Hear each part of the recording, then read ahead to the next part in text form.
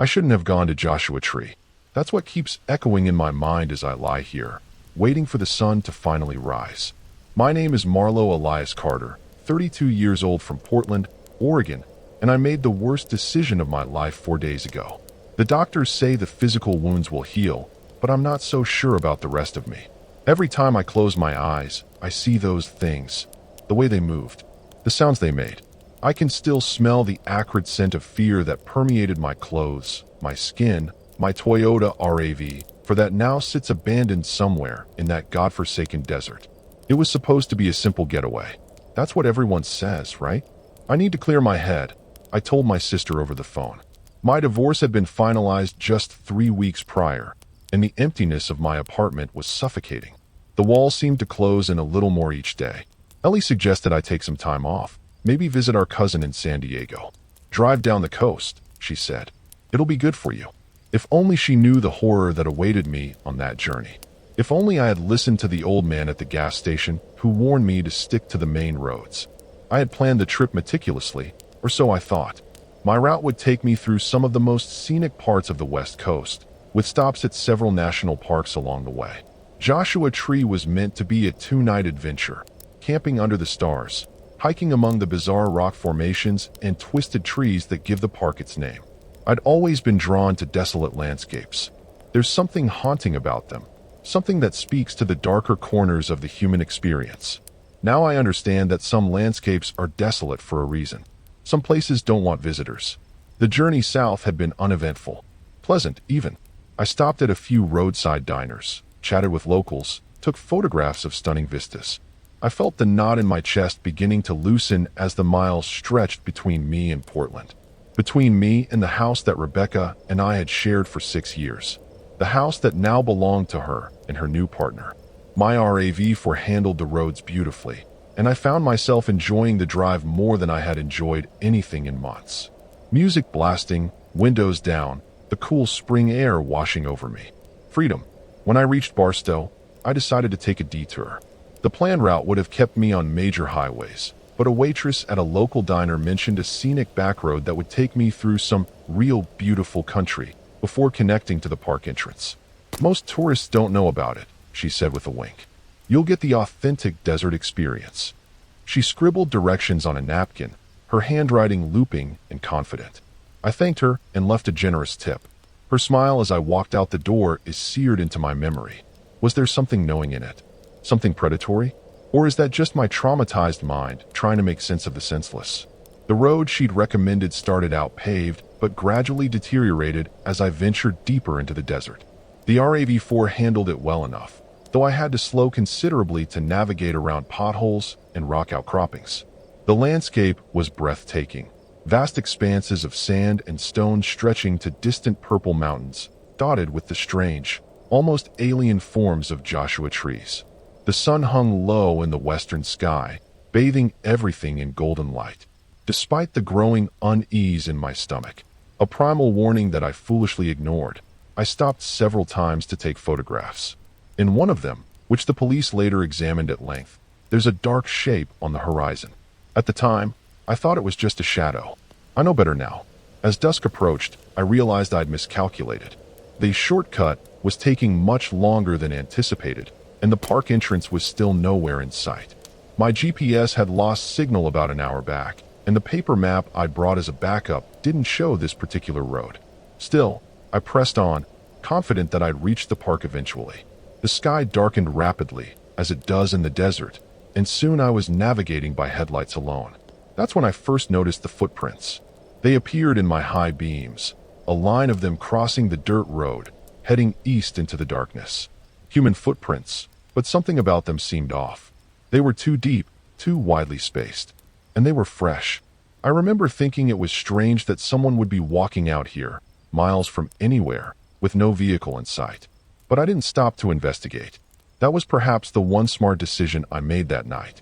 Instead, I accelerated slightly, suddenly eager to reach the park, to find other people, lights, the comforting sounds of civilization.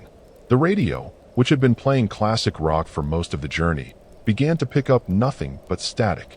I switched it off, and the silence that followed was disturbing in its completeness. No insects, No wind. Just the hum of my engine and the increasingly rapid beating of my heart. It was fully dark when I finally accepted that I was lost. The road had narrowed to little more than a pair of tire tracks winding between the Joshua trees, and I hadn't seen a signpost or marker for at least 20 miles. My fuel gauge was dipping towards empty, another miscalculation. I'd planned to refill at the park entrance station. Now, alone in the vast darkness of the desert, I faced a choice. Continue forward and hope the road led somewhere, or turn back and try to retrace my path to Barstow. Neither option seemed particularly appealing as the temperature dropped and the stars emerged in their thousands overhead. I decided to keep going. The logic, if you can call it that, was that I must be closer to the park than to Barstow by now. Plus, turning around in the narrow path would be difficult in the dark. I'd gone perhaps another mile when my headlights illuminated something that made me slam on the brakes. A ramshackle structure, half hidden among the rocks and twisted trees. It appeared to be an old mining cabin, its wooden walls weathered gray by decades of sun and wind. A faint light flickered behind one of the windows. I sat there, engine idling, debating what to do. On one hand, civilization meant potential help with directions, maybe even fuel. On the other hand, who lives in the middle of nowhere like this? Nothing good came to mind. My decision was made for me when the RAV4's engine coughed once, twice, and then died. The silence that followed was absolute and terrifying. I tried the ignition again, but the engine wouldn't turn over. Just my luck. After years of reliable service, my vehicle chose this moment, this place, to give up. I sat in the darkness for several long minutes, trying to decide what to do. My phone showed no service, as expected. The cabin with its flickering light seemed like my only option. Still, I hesitated. Something about this place felt wrong. The air was too still, the silence too complete. Even the Joshua trees seemed to be leaning away from the cabin, as if trying to escape some malevolent force. Eventually, the cold drove me to action. I grabbed my backpack, stuffing it with essentials, flashlight, pocket knife, water bottle, snacks, and stepped out of the car. The desert night enveloped me immediately, the chill penetrating my light jacket. The stars overhead were magnificent, the Milky Way a bright smear across the black canvas of sky. Under different circumstances, I would have been awestruck. Instead, I felt exposed, vulnerable. I locked the RAV4 out of habit, though I doubted there were many car thieves roaming this desolate stretch of nowhere. As I approached the cabin, the flickering light I'd seen from the road grew stronger. Not electricity, I realized, but the warm, dancing glow of firelight. I approached cautiously, scanning the area around the cabin for any sign of danger. There was no vehicle that I could see, which struck me as odd. Who would be out here without transportation? The cabin itself was in better condition than it had appeared from the road. The wood was weathered, yes, but the structure seemed solid.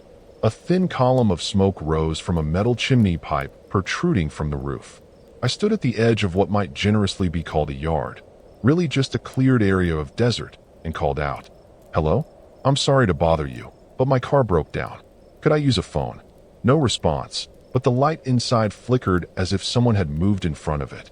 Gathering my courage, I approached the door and knocked. The sound seemed unnaturally loud in the desert silence. I waited, heart pounding, but no one answered. After a moment, I tried again, louder this time. Still nothing. The door, I noticed, wasn't fully closed. A narrow gap showed the same firelight I'd seen through the window. "Hello." I called again, pushing the door open slightly. "Is anyone home? I need help." The hinges creaked as the door swung inward, revealing a single room illuminated by a small fire burning in a stone hearth. The cabin was empty, or at least, that's what I thought at first glance. The interior was sparsely furnished, a table with a single chair, a narrow cot against one wall, some shelves holding canned goods and books. A cast iron pot hung over the fire, and the smell that emanated from it was strange. Not food, exactly, but something organic. Medicinal, perhaps. I stepped inside, drawn by the warmth and light despite my misgivings. "Hello." I called again, but my voice sounded muffled, as if the very air in the cabin was thicker than outside. That's when I noticed the photographs. They covered one entire wall, overlapping, some yellowed with age, others seemingly recent. All of them showed the same thing. People, alone or in groups, smiling at the camera. Tourists, mostly, with backpacks and water bottles. Many were standing beside vehicles, cars, RVs, motorcycles. A chill ran down my spine that had nothing to do with the desert night. Because in every photograph, a face had been scratched out. As I stared at this disturbing gallery, something shifted in my peripheral vision. I spun around, but there was nothing there, just the fire casting moving shadows on the walls. My instincts were screaming at me to leave, but where would I go? Back to my useless car? Into the freezing desert night? I stood frozen in indecision until my flashlight beam, which I'd been sweeping around the room, illuminated something on the floor near the cot. A trapdoor, its iron ring handle gleaming dully in the firelight. And beside it, something that made my blood run cold. My own face, looking back at me from a photograph I recognized. It was my profile picture from a hiking group I'd joined online.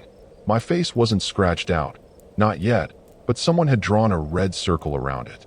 I backed away from the photograph, my mind racing. How was this possible? Who could have known I'd be here, on this specific road, on this specific night? I bumped into the table, sending something clattering to the floor. A knife, its blade catching the firelight. I picked it up automatically, grateful to have some kind of weapon, however inadequate it might be against whatever was happening here. The knife felt strange in my hand, its handle warm as if it had recently been used. I didn't want to think about what it might have been used for. The trapdoors seemed to beckon me, an irresistible mystery despite the obvious danger. What lay beneath this isolated cabin? More photographs? More evidence of whoever was stalking me? Or something worse? I knelt beside it, the knife clutched in one hand, flashlight in the other. The iron ring was cool to the touch as I hesitated, listening intently. Was that a sound from below? A scraping, perhaps, or breathing? Or just the fire popping and shifting? Before I could decide, a noise outside made me jump. A vehicle, its engine growling as it approached the cabin. Relief washed over me. Other people. Help at last. I rushed to the window, peering out into the darkness. Headlights illuminated the yard, sweeping across my disabled RAV4 before coming to rest on the cabin itself. The vehicle, an old pickup truck from what I could make out, stopped about 50 feet away. Its lights remained on, the engine idling. I waited for someone to get out, to approach the cabin, but minutes passed, and nothing happened. Just the truck, sitting there, watching the cabin. Watching me. My relief curdled into unease. Why weren't they getting out? How had they found this place in the middle of nowhere? And why did it feel like I was being hunted? I ducked away from the window, pressing my back against the wall beside it.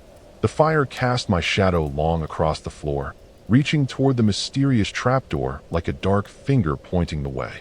I weighed my options.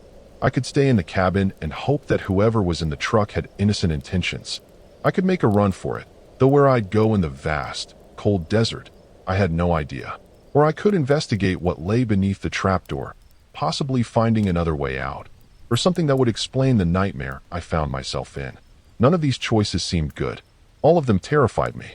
As I stood there, paralyzed by indecision, the truck's engine shut off.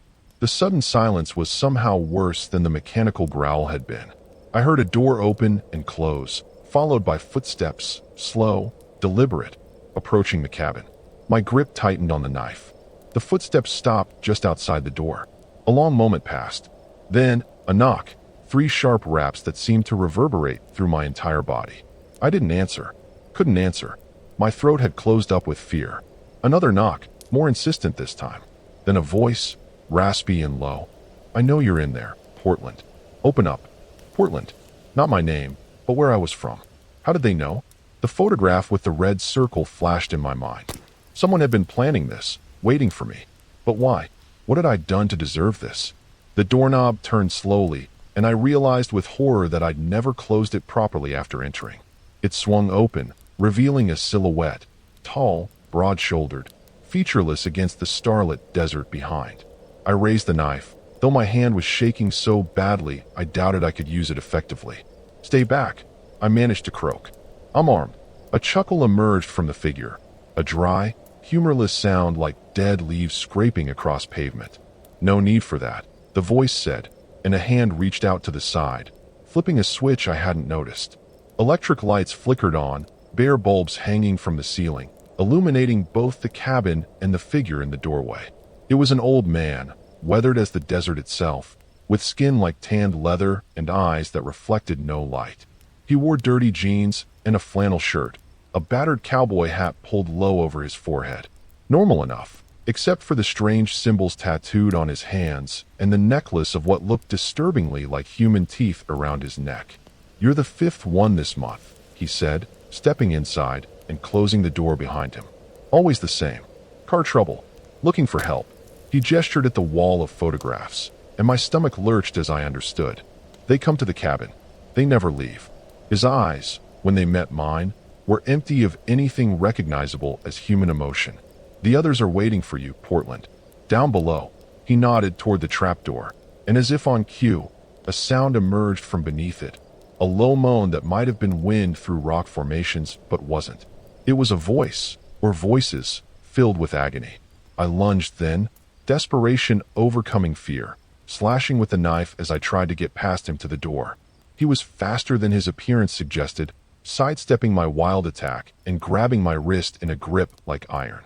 The knife clattered to the floor as he twisted my arm behind my back, pushing me toward the trapdoor.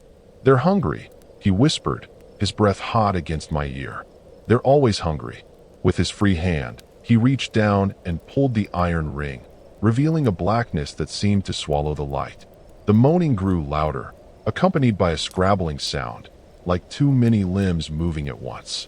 I fought with everything I had, kicking backward, connecting with his knee. He grunted in pain, his grip loosening just enough for me to break free. I scrambled away from the open trapdoor, from which emanated a smell of decay and something else, something older and more disturbing. The old man's face contorted with anger as he lunged for me again. This time I was ready, dodging to the side and grabbing the cast iron pot from above the fire.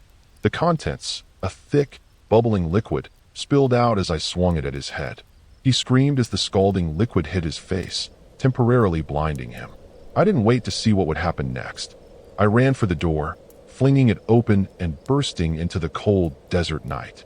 The truck stood there, keys dangling from the ignition, an escape route I hadn't dared hope for. Behind me, the old man's screams had changed in tenor, not pain anymore, but rage. And underneath his voice, rising from the open trapdoor, were those other sounds, the moaning, the scrabbling, growing louder, getting closer. I sprinted for the truck, throwing myself into the driver's seat. The engine started with a roar as I turned the key, and I slammed it into reverse, backing away from the cabin just as the old man appeared in the doorway. But he wasn't alone anymore. Something was with him, something that slithered out of the darkness behind him, around his legs, reaching toward the truck with appendages that were almost like arms but too long, too fluid. The headlights illuminated it only partially, but what I saw made me scream. It wasn't human. It had never been human. Or perhaps it had once been, but no longer. The old man was saying something, his ruined face twisted in a grin, but I couldn't hear him over the engine and my own terrified sobbing. I threw the truck into drive and floored the accelerator, bouncing over the uneven ground as I fled into the desert night. The truck fishtailed as I accelerated away from the cabin, dust billowing behind me in the headlights. I had no idea where I was going. Anywhere was better than what I was leaving behind. The rough trail jolted and bucked beneath the tires, threatening to throw the vehicle off course with every rut and rock. I gripped the steering wheel so hard my knuckles turned white, forcing myself to focus on the narrow path illuminated by the headlights rather than what might be following me. Because something was following. I could feel it, a malevolent presence at my back, closing the distance. I risked a glance in the rearview mirror and immediately wished I hadn't. The cabin was still visible in the distance, a dark silhouette against the star-strewn sky. But what made my heart stutter was the sight of multiple figures emerging from it. Human-shaped at first glance, but moving all wrong, too fluid, too fast. They loped across the desert with an unnatural gait, eating up the ground between us. And behind them, something larger, keeping to the shadows. I couldn't make out its shape clearly, but its presence was unmistakable, a deeper darkness against the night, flowing like oil. The trail curved sharply, and I nearly lost control of the truck as I took the turn too fast. The rear end fishtailed, tires spinning in the loose sand before finding purchase again. Every second I spent fighting for control was a second my pursuers gained on me. The thought of being caught, of being dragged back to that cabin, to the darkness beneath the trapdoor. No, I wouldn't let that happen. I pushed the old truck harder, ignoring the ominous rattling from under the hood, the way the temperature gauge crept steadily toward the red zone. If the engine blew, I'd run. If I had to abandon the truck, I'd hide among the rocks and Joshua trees. Anything was better than what waited back there. The trail widened slightly as it descended into a shallow wash. I allowed myself a moment of hope. Maybe this would lead to a larger road, to safety, to other people. Then the headlights illuminated something that made my blood freeze. The trail ended abruptly at a sheer rock face. A dead end. I slammed on the brakes, the truck sliding to a stop just short of the stone wall. For a moment, I sat there in shock, the engine idling, dust settling around me. Then I began to laugh, a high, hysterical sound that had nothing to do with humor. Of course it was a dead end. The old man had planned it this way. This was a trap, and I had driven right into it. My laughter died as quickly as it had come, replaced by cold determination. I wouldn't die here, not like this.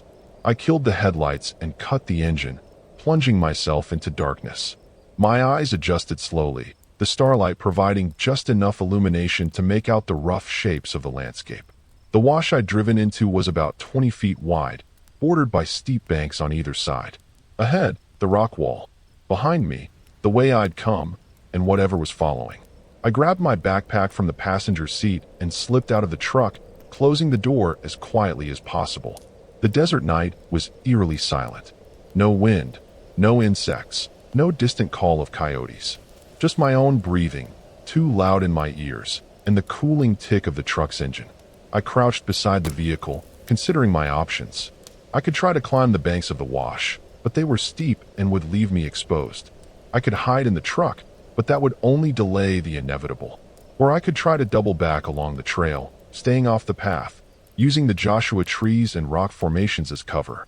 None of these seemed promising, but the last option was my only chance. Before I could move, a sound froze me in place, a scraping, slithering noise coming from the trail behind me. They were close, too close. I pressed myself against the side of the truck, willing my body to meld with the shadows. The sound grew louder, accompanied now by something else, a rhythmic clicking, like too many joints popping in sequence. And voices, distorted, warped, but unmistakably human in origin, whispering words I couldn't quite make out, but that filled me with dread nonetheless. I needed a diversion, something to draw them away while I made my escape. My hand brushed against the gas cap of the truck, and an idea formed, desperate, dangerous, but possibly my only chance. I unscrewed the cap as quietly as I could and pulled the small emergency siphon tube from my backpack, a precaution after once running out of gas in the mountains. Working quickly, I siphoned gas into my water bottle, soaking my bandana in the flammable liquid as well. The smell was potent, and I worried it would give me away, but the whispers and clicking continued unabated, drawing steadily closer.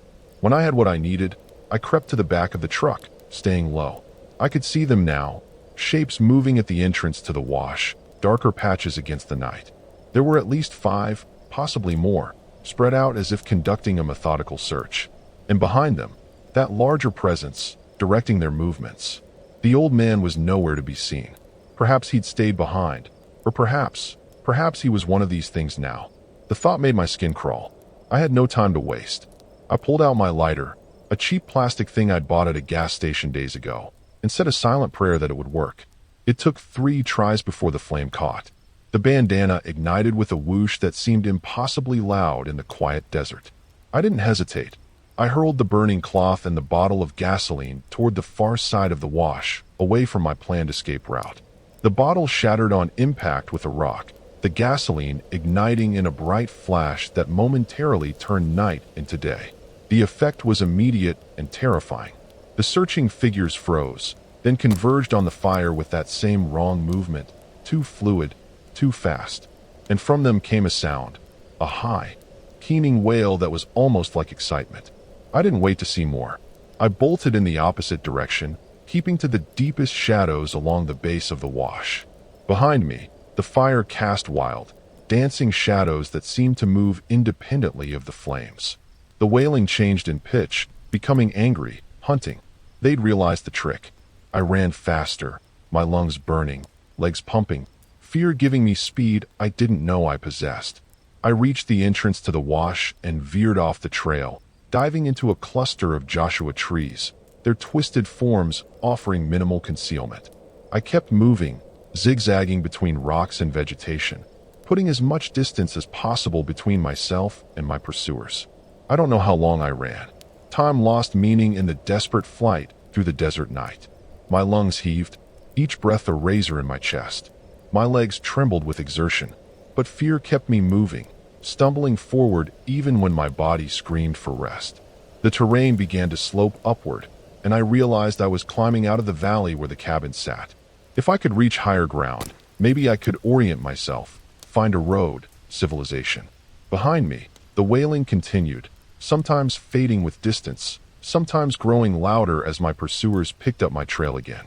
Dawn was breaking when I finally allowed myself to stop, collapsing behind a large boulder at the crest of a ridge. The eastern sky was lightening, the stars fading, though the sun itself had yet to appear. In the grayish light, I could see for miles, the vast expanse of desert stretching in all directions. No roads, no buildings, just wilderness. I wanted to cry from exhaustion and despair, but I had no tears left. My water was gone, used for the fire diversion. My body ached from countless scrapes and bruises acquired during the night's flight. But I was alive, and in the growing light, I saw something that rekindled hope. A tower, perhaps 5 miles distant, rising from the desert floor. A fire lookout tower or a ranger station. People. Safety.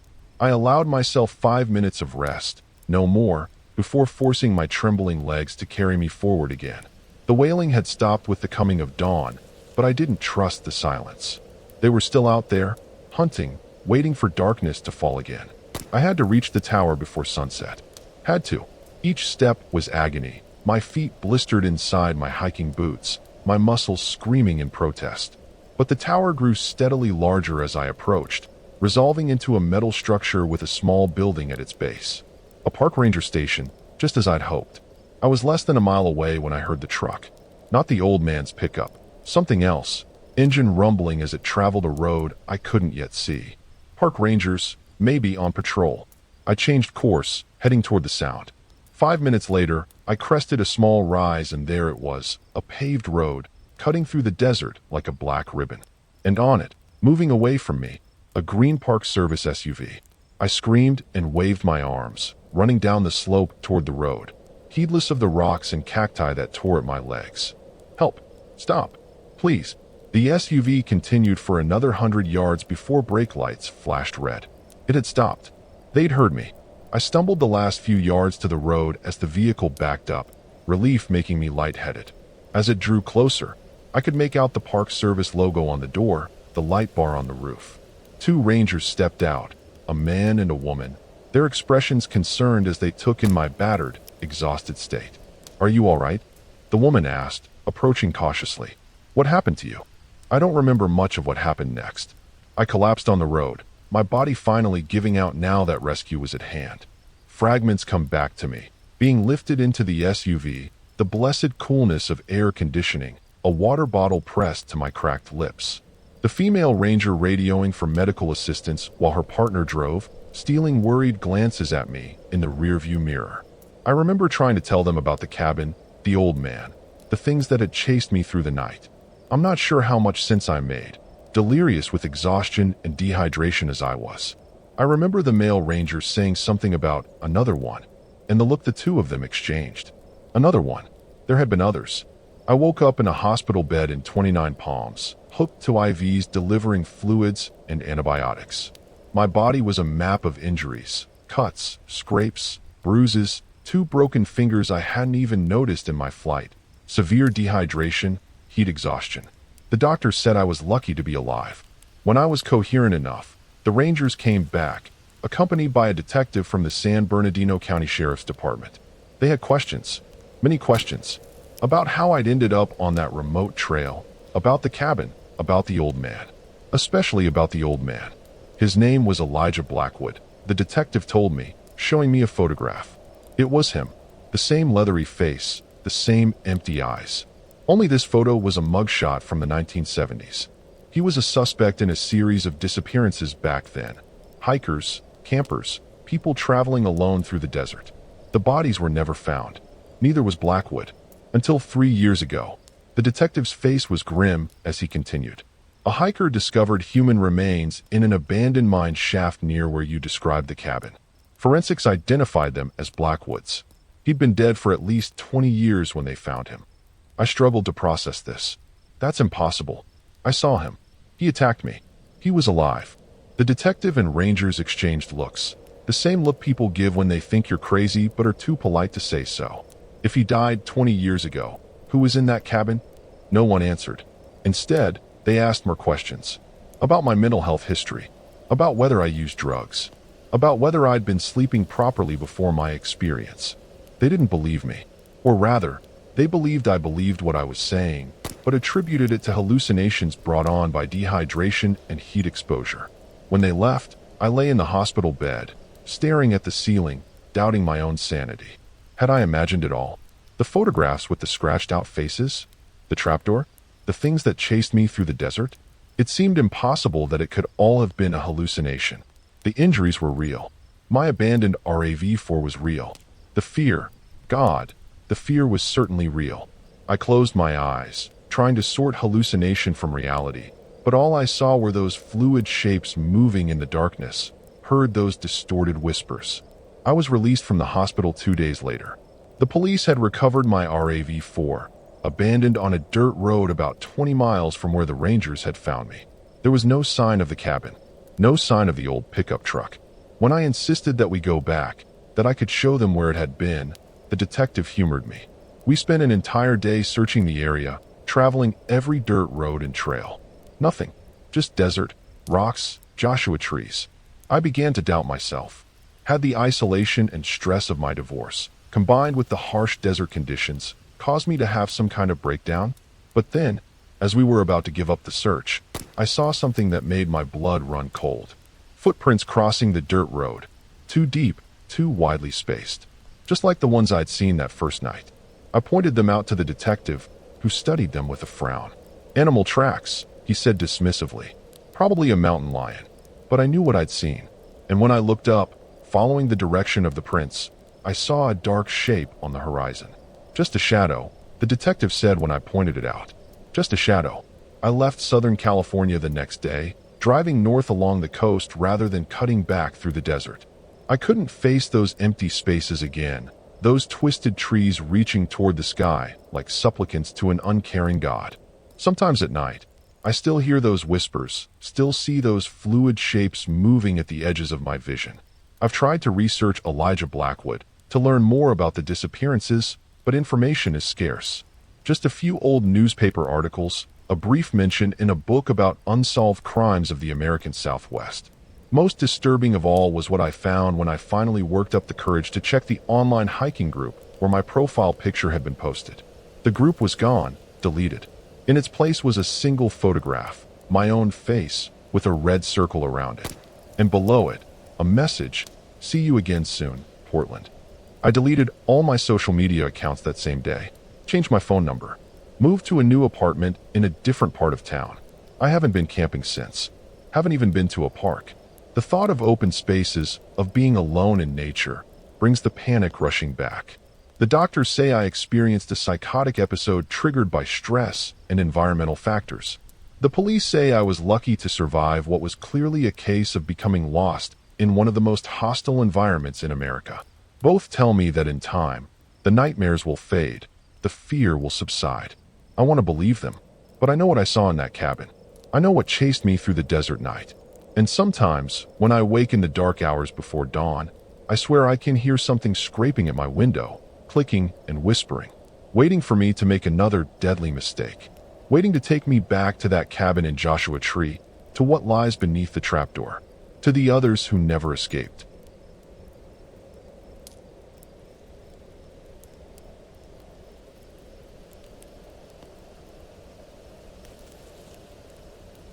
Man, if I'd known how this trip was going to turn out, I'd have stayed home in San Francisco, cozy in my apartment, sipping coffee instead of sweating my guts out down here. I'm Tavish Elton Marrow, 32 years old, born and raised in the Foggy Bay area. I've always been the restless type, worked as a graphic designer by day, doodling creepy stuff in my sketchbook by night. Something about horror always got me, you know? Movies like the Texas Chainsaw Massacre or those grainy true crime docs. I ate that up. So when I decided to take a solo road trip in my Honda CR-V down to Southern California, I figured it'd be a chance to unplug, camp under the stars, and maybe sketch some disturbing landscapes for kicks. Southern California sounded perfect. Beaches, deserts, mountains, all that jazz. I'd been cooped up too long, staring at screens, and my brain was frying. I packed my tent, some canned chili, a flashlight, and hit the road, chasing that sweet freedom vibe. Took me about 7 hours to roll into the San Bernardino National Forest. Gorgeous spot, all pine trees and dusty trails. I picked a campsite near Big Bear Lake, figuring I'd wake up to a killer view. The air smelled like sap and dirt, and I was stoked to ditch the city noise for a bit. Set up my tent, cracked a beer, and just soaked it in. Simple, right? Thing is, I'm not some outdoorsy pro. I'm more of a let's see if I can wing it kind of guy. Back home, my buddies always razzied me for being the artsy one who'd rather draw a monster than fight one. But out here, felt good to be on my own. No deadlines, no Zoom calls, just me and the wilderness. I'd read about this place online. Folks said it was peaceful, a solid spot for a reset. I even brought my sketchbook to doodle some twisted trees or whatever creepy ideas popped into my head. The sun was dipping low, painting everything orange, and I was feeling pretty damn proud of myself. That first night, though, I couldn't shake this weird itch in my gut. Not like I was scared, more like something was off, you know? Maybe it was just me being paranoid after binging too many scary podcasts on the drive down. I mean, I'm Tavish Elton Marrow. I don't spook easy. Grew up hearing foghorns and street noise, not coyotes howling. Still, as I crawled into my sleeping bag, the quiet felt heavy, like it was pressing down on me. I laughed it off, told myself I was just tired from the road. Figured a good night's sleep would fix it. The stars were out, bright as hell, and I stared at them through the tent flap for a while. San Francisco never gave me skies like that, too much light pollution. Down here, it was like the universe was showing off. I started sketching in my head, imagining some eerie figure lurking between the pines. That's my thing, turning pretty stuff into something disturbing. Didn't think much of it then, just my brain doing its usual dance. I zipped up the tent, popped in my earbuds, and let some lo-fi beats drown out the silence. Should have been perfect. Next morning, I woke up to birds chirping and the lake sparkling like a postcard. Brewed some instant coffee over my little camp stove, burned my tongue, naturally, and took a walk around. The place was stunning, no denying it. Towering trees, rocky paths, air so crisp it almost hurt to breathe. I snapped a few pics, sent him to my buddy Gabe back home. He texted back, "Dude, you're living the dream." Yeah, I thought so too. Spent the day hiking, sketching some gnarled branches that looked like they'd seen some shit. Felt like I was in my element. By afternoon, I was wiped but happy. Sat by the lake, tossing pebbles into the water, watching the ripples spread. That's when I noticed how empty the campsite was. Midweek, sure, but I figured I'd see at least a couple other folks. Families, hikers, somebody. Just me and the trees, though. Didn't bug me too much. I liked the solitude. Or at least, I thought I did. As the sun started sinking again, that weird itch came back, stronger this time. Like I was being watched, but not in some cheesy horror movie way. More subtle, nagging. Night 2 rolled in, and I built a fire. Nothing fancy, just enough to heat up some chili and keep the chill off. The flames crackled, throwing shadows on the trees, and I started sketching again. Drew this twisted figure, all jagged lines and hollow eyes, inspired by the woods. It was creepy, sure, but I liked it. Made me feel in control, like I could handle whatever. I tossed the sketchbook aside, poked at the fire, and tried to relax. But that feeling? It wasn't going anywhere. If anything, it was digging in deeper, whispering that maybe this trip wasn't going to be the chill escape I'd planned. So, day 3 kicks off, and I'm already wondering if I bit off more than I can chew with this whole camping gig. Woke up to a gray sky, clouds rolling in over Big Bear Lake like they're mad at something. My coffee's cold before I can finish it, and I'm fumbling with the camp stove, cursing under my breath. Back in San Francisco, I'd be hitting up a cafe by now, not playing survivalist in the dirt. I shake it off, though. Figure I'll head into town, grab some supplies, maybe chat up a local or two. I'm not totally alone out here, right? Driving into Big Bear Village, I spot this little gas station with a diner attached. Retro vibes. All chrome and neon. Inside, there's this older guy, Elton, behind the counter. He's got a face like weathered leather and a voice that sounds like he's smoked a pack a day since the 70s. I grab some jerky, a couple water bottles, and ask him about the area. Quiet this time of year. He grunts, eyeing me like I'm some city slicker, which, fair enough, I am. Folks don't stick around much past summer. I nod, trying to play it cool, but his stare's got this weird edge to it. Makes my skin itch. Back at camp, I'm unloading my haul when I notice my tent's zipper's busted. Great, just what I need. I MacGyver it shut with some duct tape, but it's flimsy as hell. Wind's picking up too, rattling the pines like they're gossiping about me. I decide to hike a new trail, shake off the morning's funk, grab my sketchbook, lace up my boots, and head out. The path's steeper than yesterday's, all rocks and roots waiting to trip me up. I'm huffing by the time I hit a clearing, but the view's worth it. Lake shimmering below, mountains hulking in the distance. Still, it's too damn quiet. No birds, no bugs, nothing. I plop down on a log, start sketching, some twisted take on the scenery, all sharp angles and dark smudges. That's when I see it. A weird pile of rocks stacked up like a mini pyramid, maybe a foot high. Not natural, you know? Someone put it there. I shrug it off. Probably kids or some hippie hiker. But it's got this creepy vibe I can't unsee. I snap a pic, tell myself it's nothing, but my gut's doing flips. Back home, I'd laugh at this, call it inspiration for a drawing. Out here, it's starting to feel like a warning. Later, I'm back at camp, frying some spam over the fire. Don't judge, it's comfort food. This woman shows up out of nowhere, strolling through the trees like she owns the place. She's maybe 40, wiry, with a messy braid and a backpack slung over one shoulder. Calls herself Juniper. You're brave, camping solo, she says, smirking like she knows something I don't. I offer her some spam, trying to be friendly, and she sits for a bit. Tells me she's been hiking SoCal for years, says the woods talk if you listen. I laugh, but her eyes don't. She's gone before I can ask what she means. Night falls, and I'm sketching by the fire again. Those rocks are stuck in my head, turning into something scary on the page. The wind's howling now, and my tent's flapping like it's gonna take off. I'm beat, but sleep's not coming easy. I keep thinking about what Juniper said. What's talking? Sounds like hippie nonsense, but it's gnawing at me. I crawl into my sleeping bag, zip up the tent as best I can, and try to chill. Then I hear it. A low hum, faint, like a machine or something alive. Not wind, not an animal, something else. I tell myself it's nothing, just my imagination running wild. Morning hits, and I'm groggy as hell. That hum's gone, but I'm on edge. Decide to move camp. Maybe a fresh spot'll shake this weirdness. I pack up, lug everything a half-mile down the road to a new site closer to the lake. Takes me an hour to set up again, and I'm sweating buckets.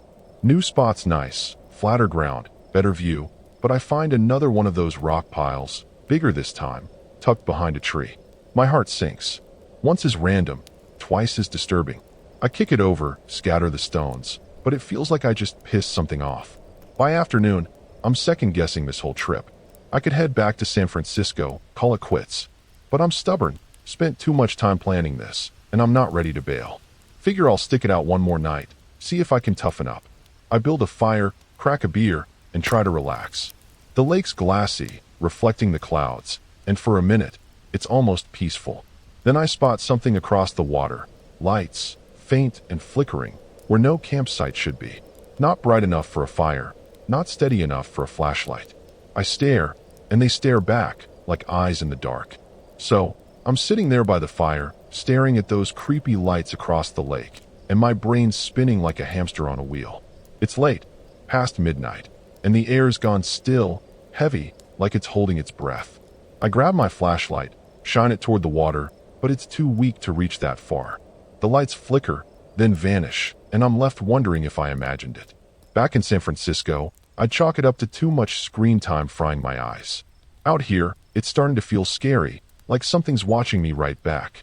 I shake it off, toss another log on the fire, and tell myself to quit being a wuss. Next morning, I'm up early, groggy and pissed at myself for not sleeping. Coffee's barely keeping me human, but I decide to hike over to where I saw those lights. Curiosity's got me by the throat.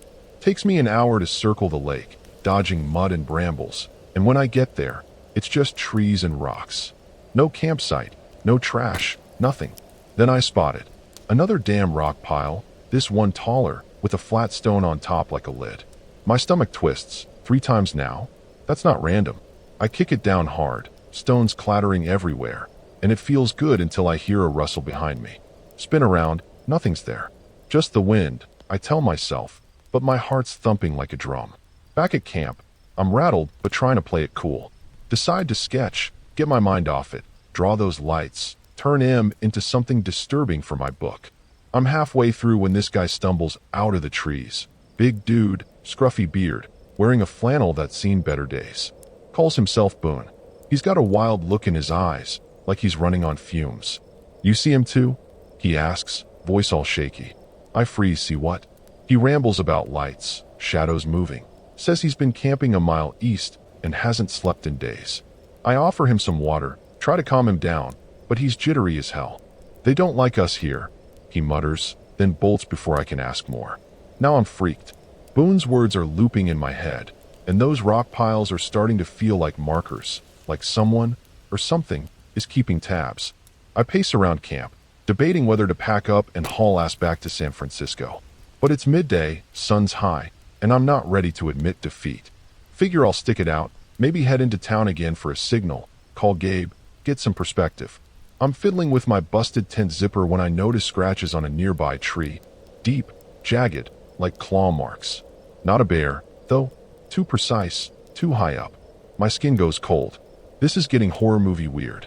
By afternoon, I'm in Big Bear Village again, nursing a burger at that diner. Elton's there, same sour look, and I ask if he's heard anything odd about the forest lately. He snorts, says, folks been seeing stuff out there since I was a kid. Lights, noises, old stories. I press him, but he clams up, just mutters about keeping your wits. I'm halfway through my fries when this old lady at the counter pipes up, says her cousin went missing near the lake back in '89, never found. Place takes what it wants, she croaks, and I laugh it off, but it sticks with me. Driving back, I'm gripping the wheel tighter than I need to. Night falls fast, and I'm back at camp, fire roaring, trying to shake that diner convo. The woods are dead quiet. No crickets, no owls, just this thick, suffocating silence. I'm sketching again, those claw marks now, turning M into some nightmare creature when I hear it. That hum again, louder, closer. It's coming from the trees, pulsing like a heartbeat. I grab my flashlight, swing it around, and catch a glimpse of something, tall, thin, moving fast between the pines. Not a person, not an animal, something wrong. My chest tightens, and I yell, "Who's there?" No answer, just that hum, drilling into my skull. I'm on my feet now, adrenaline pumping, telling myself it's a trick of the light, a deer maybe. But then the fire flares, big, unnatural, like someone dumped gas on it. And I stumble back, nearly tripping over my tent. The hum stops, and for a second, it's just me and the crackling flames. Then I see him, more lights, not across the lake this time. Closer, maybe 50 yards off, weaving through the trees. They're pale, bluish, and they don't flicker like fire. I'm frozen, watching him glide, and it hits me, Boone wasn't crazy. Something's out here, and it's not human. I'm breathing hard, flashlight shaking in my hand, when I hear a snap, like a branch breaking, deliberate. Spin around, and there's another rock pile, fresh, right by my tent. I didn't hear anyone build it. How the hell did it get there? My mind's racing, pulling up every scary story I've ever heard. Skinwalkers, cults, aliens, you name it. I kick the pile down, stomp it into the dirt, but my hands are trembling. The lights are still out there, closer now, and that hum's back, low and steady. Whatever's happening, it's not some campfire tale anymore. It's real, and it's coming for me. So, I'm standing there, heart slamming against my ribs, staring at those damn lights weaving closer through the trees. The hum's back, louder, vibrating in my chest like a warning I can't ignore. My camp's a mess, fire spitting sparks, tent flapping in the wind, and I'm done pretending this is some spooky coincidence. Whatever's out there, It's not playing around, and I'm not sticking around to shake its hand. I grab my backpack, shove in my sketchbook, water, whatever I can snatch, and bolt for the car. San Francisco's calling my name, and I'm not about to argue. I'm halfway to the driver's seat when I trip over something. Another rock pile, fresh as hell, right in my path. I hit the dirt hard, scrape my knee bloody, and curse loud enough to wake the dead. Scramble up, and those lights are closer, maybe 30 yards now, moving smooth, like they're floating. The hum's a growl, and I swear it's saying, "You're not leaving." I fumble my keys, drop him in the dark, and I'm clawing at the ground, panic clawing at me. Finally snag him, yank the door open, and dive inside, slamming it shut like that'll keep whatever's out there away. Engine roars to life, and I peel out, tires spitting gravel. The road's narrow, winding through pines, and I'm flooring it, headlights bouncing off trunks. Glance in the rear view. Those lights are still there, keeping pace, darting between trees like they don't care about physics. My hands are slick on the wheel, and I'm muttering, come on, like that'll make me go faster. Hit a sharp turn too hard, nearly clip a boulder, and for a second, I think I'm toast. But I straighten out, push the speed, and pray I don't wrap myself around a tree before I hit pavement. I'm maybe a mile out when the radio crackles, static, then voices, garbled and low. I didn't even turn it on. Stay here. It hisses, and I slam the off button so hard my finger stings. My head's spinning. Boone's wild eyes, those claw marks, Juniper's weird warning, all crashing together into something horror show real. I'm sweating buckets, windows fogging up, and the road's a blur. Then the lights vanish from the mirror, and the hum cuts out. Silence hits like a punch, and I almost laugh, thinking maybe I've outrun it. Yeah, right. I make it to Highway 18, pavement under me at last, and I'm gunning it toward civilization. Big Bear Village is aglow in the distance, and I'm thinking diner, lights, people, safety. But then the engine sputters, once, twice, and I'm coasting, losing power fast. No. I yell, smacking the dash like that'll fix it. Pull over on the shoulder, hazards blinking, and pop the hood. I'm no mechanic, but even I can tell something's fried. Smoke's curling up, and it smells like burnt rubber. I'm stranded, miles from help, and that relief I felt? Gone rooster crows. I grab my phone dead. Figures. Middle of the night, pitch black, and I'm alone on a deserted highway in Southern California, engine toast. I lean against the car, breathing hard, trying to think. Then I hear it. A rustle in the brush off the road. Could be a coyote, a deer, anything normal. But after what I've seen, my gut's screaming it's not. I squint into the dark, and there, those lights again, faint, creeping closer. My blood runs cold. I slam the hood shut, grab my flashlight, and start jogging down the highway, legs burning, lungs on fire. I'm maybe a quarter-mile down when headlights flare up ahead. A truck, thank God. I wave my arms like a lunatic, and it slows. A beat-up Chevy, some grizzled guy at the wheel. Car broke down. I gasp, and he nods, gruff but calm. Hop in.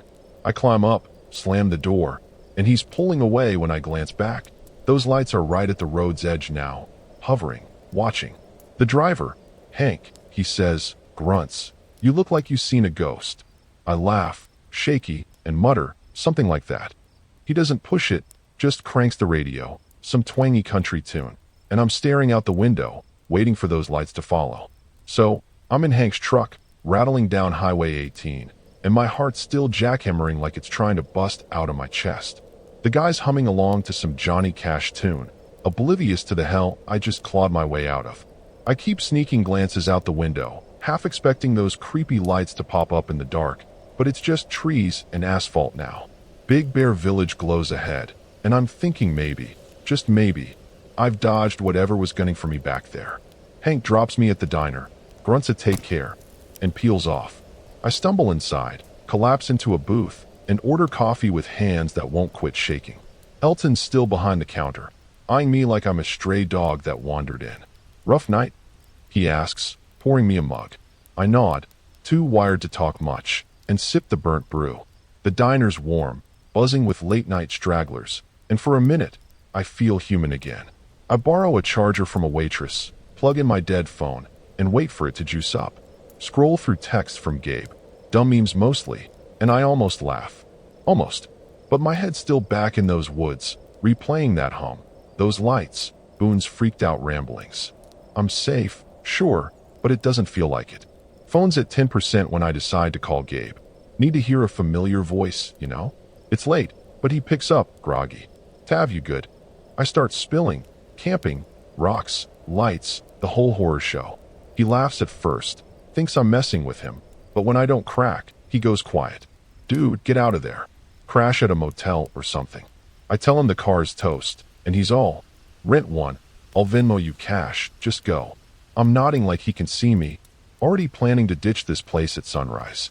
Feel a little lighter, like maybe I can outrun this mess. Morning hits, and I'm at a rental place in town, signing for a beat-up sedan. Sun's up, sky's clear, and I'm itching to put Southern California in my rear view. I grab my stuff from the campsite, towed there by some local mechanic, and hit the road back to San Francisco. 7 hours later, I'm home, crashing on my couch, sketchbook still in my bag. I'm beat, but alive, and that's enough. Next few days, I'm a zombie, sleeping, eating takeout, avoiding the woods like the plague. Figure I'll chalk it up to a bad trip, maybe turn it into a story someday. Life creeps back to normal. Then, a week later, I'm flipping through my sketchbook and my stomach drops. Those drawings, twisted trees, claw marks, that figure I doodled by the fire, they're different. Lines I didn't draw, sharp and jagged, cutting across the pages like someone else got in there. I slam it shut, tell myself it's stress, but my hands are clammy. That night, I wake up to a hum, faint, buzzing through my apartment. Roll over, check the clock, 3 a.m. My window's cracked open, and outside, down in the street, there's a flicker, pale blue lights, hovering. My throat closes up. No way, not here. I stumble to the window, peer out, and they're gone. But the hum lingers, low and steady, sinking into my bones. Next day, I'm a wreck, jumpy, checking corners, barely sleeping. Call Gabe, tell him it followed me, and he's all, "You're losing it, man." Maybe he's right. Maybe it's in my head. But then I find it, tucked under my couch, a flat stone, like the ones from those piles, scratched with lines that match my sketchbook. I didn't bring it home. I know I didn't. Toss it out, but the hum's back that night. Louder, closer. Days blur into weeks, and I'm unraveling. Quit my job, can't focus. Barely leave the apartment. The lights show up every few nights, outside my window, in the hall, once in my damn bathroom mirror. Doctors say it's PTSD, give me pills, but they don't stop the hum drilling into my skull. Gabe stops calling, thinks I've gone off the deep end. Maybe I have. Last night, I woke up to my sketchbook open on the floor, pages filled with drawings I don't remember making. Eyes, hands, things that don't look human. The stone's back too, on my nightstand. I'm writing this now, sprawled on my couch, because I don't know what else to do. The hum's constant, the lights are outside again, and I'm done running. Should have stayed home, never gone near that damn lake. Whatever I pissed off out there, it's not letting go. I hear a knock, not at the door, inside the walls, and my pen's shaking as I scribble this. If you're reading this, don't go looking for me. Don't go to Big Bear. Some mistakes you don't walk away from, and I think I just made the deadliest one of all.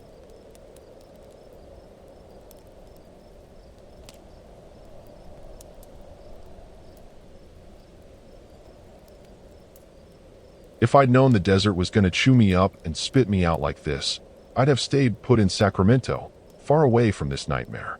I'm Lysandra Faye Quill, 28, born and bred in Cali's capital, where the worst thing I ever dealt with was rush hour traffic. I'm a barista by trade, slinging lattes at this hipster joint downtown, but off the clock, I'm all about thrills. Loved scary stuff since I was a kid. The Blair Witch Project was my jam, and I'd binge true crime pods like they were candy. So when I got a week off, I figured a solo road trip in my Ford F-150 down to Joshua Tree National Park would be a blast. Camping, stargazing, maybe some wild sketches of those funky trees. The drive from Sacramento took about 8 hours, long haul, but I had my playlists blasting and a cooler full of snacks. Joshua Tree's this surreal mix of desert and rock, all twisted yuccas and boulder piles under a sky that feels too big. I rolled into a campsite near Hidden Valley, remote, quiet, just how I liked it. Set up my tent, cracked a soda, and watched the sun bleed red over the horizon. I'd been cooped up too long pouring espresso for grumpy suits. This was my shot to breathe, soak in some raw nature. Felt like I'd earned it. I'm no survivalist, more of a fake-it-till-you-make-it type.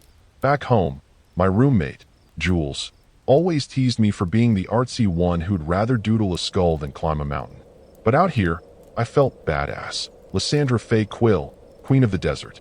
I'd scoped the park online. Folks raved about the solitude, the starry nights. Packed my sketch pad, some charcoal pencils, dreaming up creepy scenes to draw. First night, I kicked back by my tent, sketching a gnarled Joshua tree that looked like it was reaching for something. The air was dry, sharp, and I was loving it. That night, though, sleep didn't come easy. I kept jolting awake, feeling like the desert was staring at me. Not scared, exactly, just uneasy, like when you know you forgot something but can't pin it down. I blamed the podcasts, listened to one about the Cecil Hotel on the drive down, all dark vibes and bad juju. Laughed it off, told myself I was just wired from the road. Curled up in my sleeping bag, popped in my earbuds, and let some chill beats drown out the quiet. Figured I'd crash hard and wake up refreshed. Morning rolled in, and I was up with the sun, blazing orange over the rocks. Brewed coffee on my little stove, nearly spilled it when a lizard darted across my foot. Took a hike around the valley, snapping pics of the weird-ass trees and those massive boulders stacked like giants tossed him there. Texted Jules a shot of the sunrise. Got a "you're insane, I love it" back. Spent the day exploring, sketching some desert shapes that felt straight outta a horror flick. It was perfect, wild, untouched mine. By afternoon, I was sprawled by my tent, sipping water, watching heat shimmer off the sand. Noticed how empty the place was. Midweek, sure, but I expected at least a few other campers. Just me and the lizards, I guess. Didn't faze me much. I dig the alone time.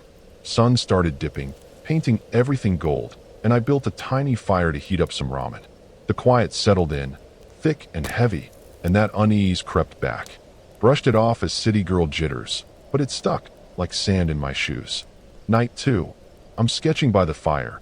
Drew this skeletal figure half buried in the dirt, inspired by the barren vibe. The flames were low, popping now and then, and I was in the zone. Then I caught it. A faint whiff of something sour, like rotting fruit, drifting on the breeze. Wrinkled my nose, figured it was a dead critter nearby. Tossed my sketchpad down, poked the fire, and tried to shake it. But that smell lingered, and the desert felt bigger, darker, like it was swallowing me whole. Told myself it was nothing, just my head messing with me. The stars were insane. Millions of them, sharp and bright. Nothing like Sacramento's washed-out sky. I leaned back, staring up, letting the vastness sink in. Felt small, but in a good way, at first. Then that sour smell hit again, stronger, and I sat up, scanning the dark. Nothing but rocks and shadows. I grabbed my flashlight, swept it around, half expecting a coyote or something. Beam caught a Joshua tree, gnarled and still, and I laughed. Nerves, right? But deep down, I knew something was off, and it wasn't just the desert playing tricks. Day 3 hits, and I'm starting to think this desert trip might have been a bigger swing than I planned. Woke up to a wind kicking sand everywhere. My tent's coated, and I'm spitting grit out of my teeth. Coffee's a bust, 'cause the stove's acting up, flame flickering like it's got stage fright. Back in Sacramento, I'd be steaming oat milk by now, not wrestling with camping gear in the middle of nowhere. I shake it off, figure I'll head into 29 Palms, closest town, to grab some supplies and maybe a burger. Can't survive on ramen forever, right? I roll into town, park near this dusty joint called the Cactus Diner. Inside's all faded linoleum and trucker vibes. Love it. This waitress, Marla, all frizzy hair and smoker's rasp, takes my order. Cheeseburger, fries, Coke. I ask her about the park while she pours me a refill. Quiet out there this time of year, she says, squinting at me like I'm a puzzle. Folks don't linger long. Say it gets weird. I grin, thinking she's just spinning yarns, but her frown sticks with me. Grab some extra water and a new lighter, stove's not winning any awards, and head back, burger grease still on my fingers. Back at camp, the winds died down, but my tent's a mess. Steak popped loose, flapping like a wounded bird. I hammer it back in, cursing my rookie skills, and notice the sands shifted weird around my sight. Little ridges, almost like trails, snaking off into the rocks. Probably just lizards or whatever, but it's got this creepy edge I can't shake. Decide to hike out past the valley, burn off the jitters. Grab my sketch pad, lace up, and trek towards some big boulder piles. Cholla cactus gardens nearby, all spiky and surreal. Legs ache by the time I stop, but the view's unreal, desert stretching forever. I'm sketching, those trails turning into something scary on the page, all wiry lines, when I spot something odd. A chunk of bone, bleached white, half buried in the sand. Not big, maybe a rabbit's, but it snapped clean, like something chomped it hard. I nudge it with my boot, tell myself it's nature being nature, but my gut's doing that twisty thing again. Snap a pic, shove it out of my mind, and keep hiking. The sun's brutal, baking me, and I'm chugging water like it's my job. Still, that bone's nagging at me. Too clean, too out of place. Later, I'm back at camp, frying Spam. Yeah, I'm classy, when this guy wanders up. Skinny, sunburned, hauling a beat-up backpack. Says his name's Riggs, been camping a few miles south. You smell that stink too? He asks, sniffing the air. I nod. That sour rot's been on and off all day. He shrugs, says it's probably a dead javelina, but his eyes dart around like he's not sold on it. I offer him some Spam, and he sticks around, rambling about the park. Gets quiet at night. Too quiet, he says, then laughs it off. He's gone before dusk, but his twitchy vibe lingers. Night rolls in, and I'm by the fire, sketching that bone into something disturbing. Jaws, claws, you name it.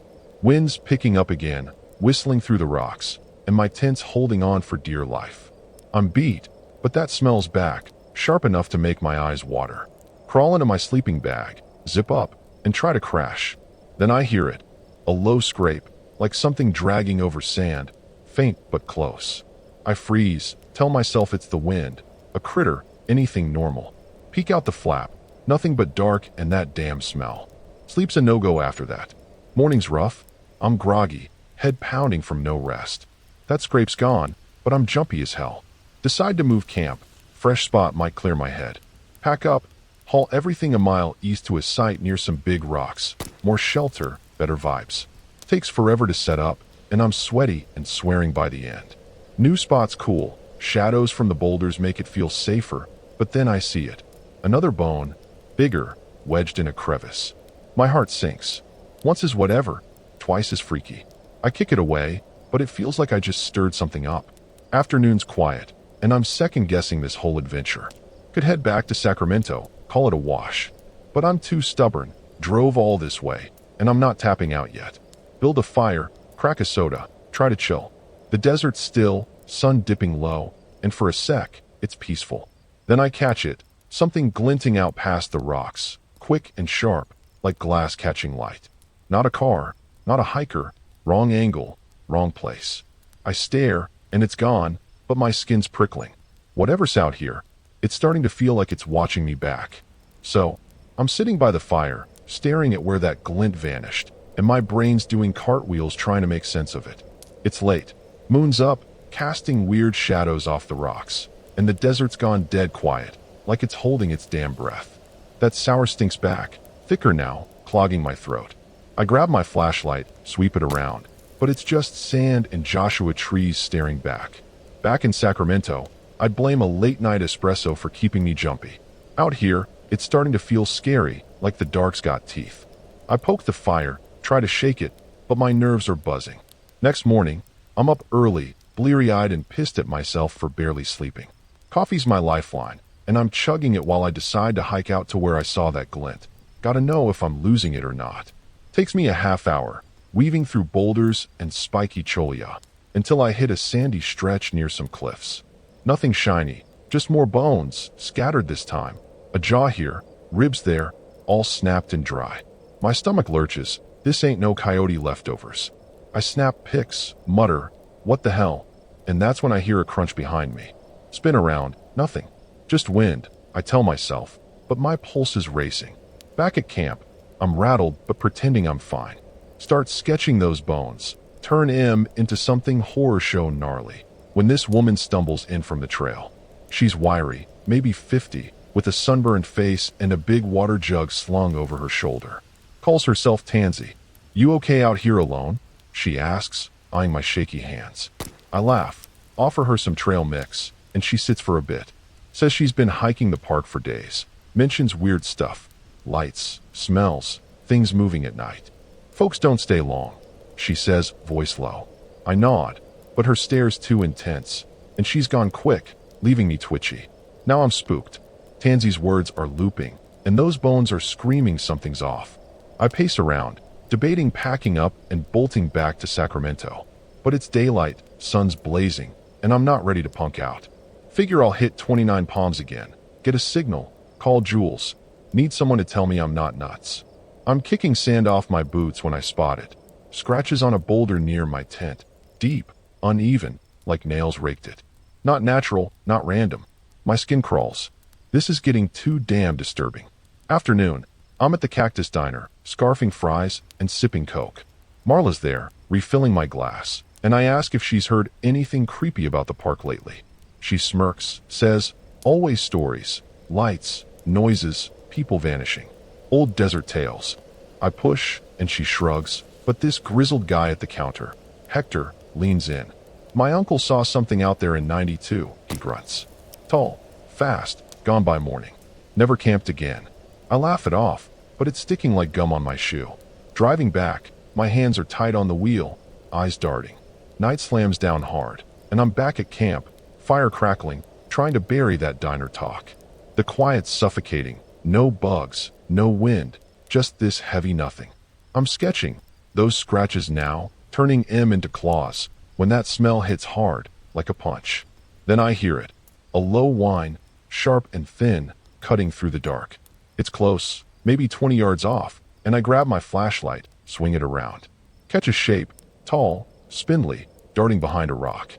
Not a person, not a critter, something wrong. I yell, hey, but my voice cracks, and that whine spikes, piercing my ears. I'm up, heart hammering, telling myself it's a trick, a shadow. But then the fire flares, wild, spitting embers like it's alive, and I stumble back, tripping over my cooler.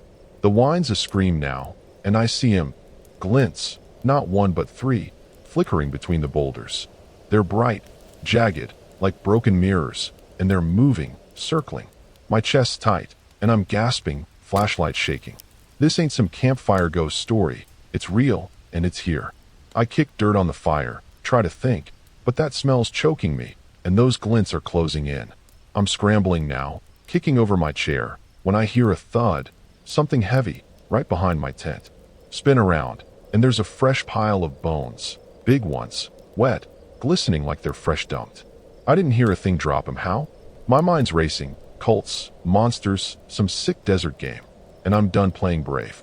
The whine's everywhere, those glints are 10 yards out, and I feel it. Eyes, too many, boring into me.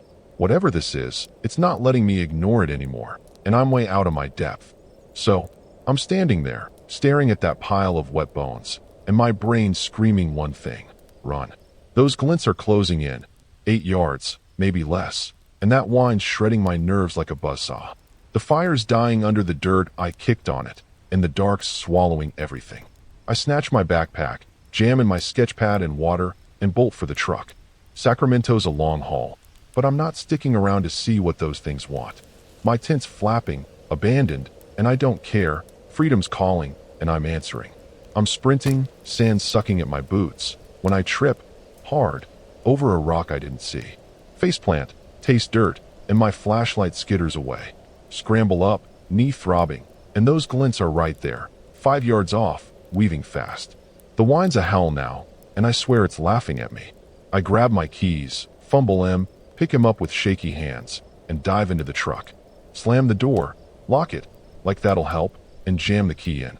Engine growls alive, and I peel out, tires spinning, kicking up a dust cloud I hope chokes whatever's back there. I'm tearing down the dirt track, headlights bouncing off rocks, and I'm pushing it hard, too hard. Hit a dip, bounce so bad my head smacks the roof, but I don't slow down. Rear view's a mess of dust, but those glints are still there, darting through it, keeping up like it's a game. My hands are sweaty, slipping on the wheel, and I'm yelling, come on, like it'll make a difference. Swerve around a boulder, nearly tip, but I right it, flooring it toward the park exit. Those things don't care about roads. They're cutting through the desert, relentless. I'm a mile out when the radio crackles, static, then a voice, warped and slow. "Stay with us," it hisses. I didn't touch the damn thing. Smash the off button, heart pounding, and keep driving. Tansy's warnings, Riggs' twitchy eyes, those bones. It's all slamming into me. A horror show I can't unsee. Dust's thick, headlights barely cutting through, and I'm praying I hit pavement soon. Then the glints vanish. Poof, gone, and the whine cuts out. Silence hits, and I laugh, shaky, thinking maybe I've lost him. Fat chance. I make it to the main road, State Route 62, and I'm gunning it toward 29 Palms. Lights of town flicker ahead, and I'm dreaming of the Cactus Diner, people, safety. Then the engine coughs, sputters, lurches, and I'm losing speed. "No, you bastard!" I yell, smacking the dash. Pull over, hazards blinking, and pop the hood. Smoke's pouring out, something's cooked, oil's leaking, black and slick. I'm stuck, middle of nowhere, and that hope I had, smashed like a bug. Phone's got no bars, naturally, and I'm alone, shaking, on a dark desert highway. I'm leaning on the truck, catching my breath, when I hear it. A rustle, off in the scrub. Could be wind, a jackrabbit, anything sane. But after tonight, no way I'm buying that. Flashlights back at camp, so I squint into the black, and there they are. Those glints, faint, creeping closer.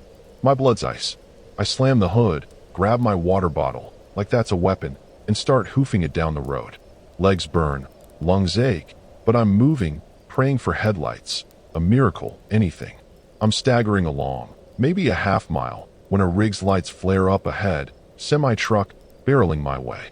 I wave like a maniac, and it slows, air brakes hissing. Driver's a big guy, beard like a bear, calls himself Cal. Truck died.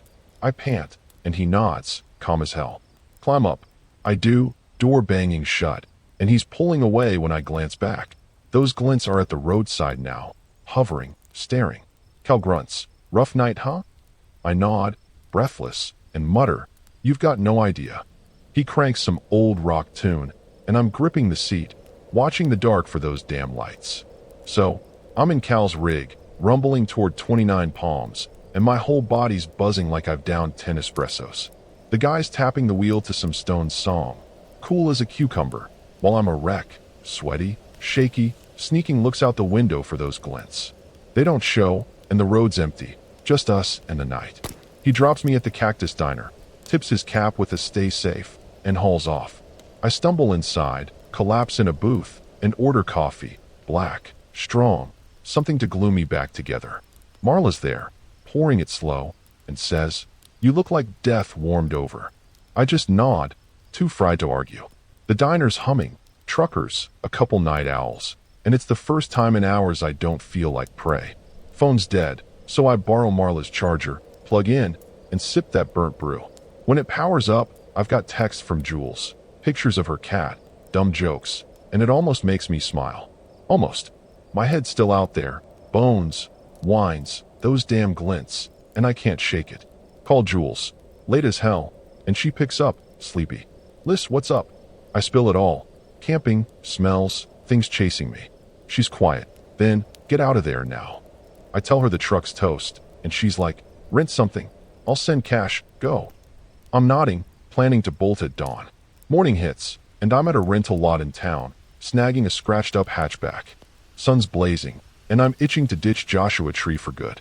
Grab my gear from the campsite, towed there by some tow guy, and hit the road back to Sacramento. 8 hours later, I'm home, crashing on my futon, sketchpad still in my bag. I'm wiped, but breathing, and that's a win. Next few days, I'm a ghost, sleeping, ordering pizza, dodging anything outdoorsy.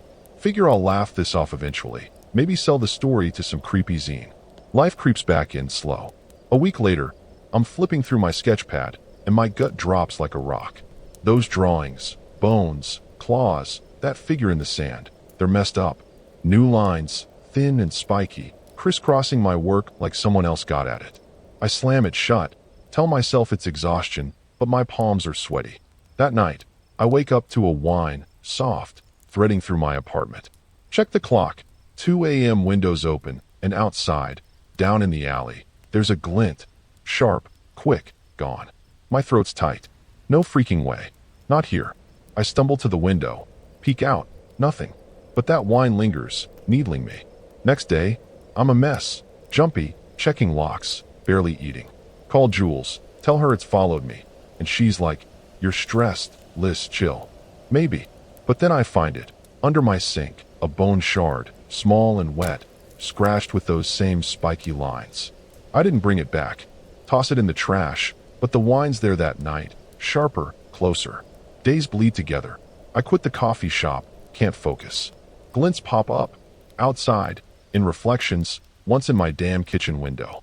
Weeks drag, and I'm falling apart. Barely leave my place, live on takeout and paranoia. The wine's constant, a hum in my skull, and those glints show up every night. Alley, ceiling, mirror. Docs say anxiety, shove meds at me, but they don't touch it. Jules stops texting, thinks I'm unhinged. Maybe I am. Last night, I woke to my sketchpad open on the floor, pages packed with sketches I didn't draw, jagged shapes, eyes, things that don't make sense. The bone's back, on my pillow, wet and stinking. I'm scribbling this now, sprawled on my futon, 'cause I'm out of moves. The wine's everywhere, glints are outside, and I'm done fighting. Should have stayed in Sacramento, never gone near that desert. Whatever I crossed out there, it's latched on, and it's not letting go. There's a scrape, not at the door, under the floor, and my hands are trembling as I write. If you find this, don't look for me. Don't go to Joshua Tree. Some mistakes you don't outrun, and I'm pretty sure mine's about to cash in.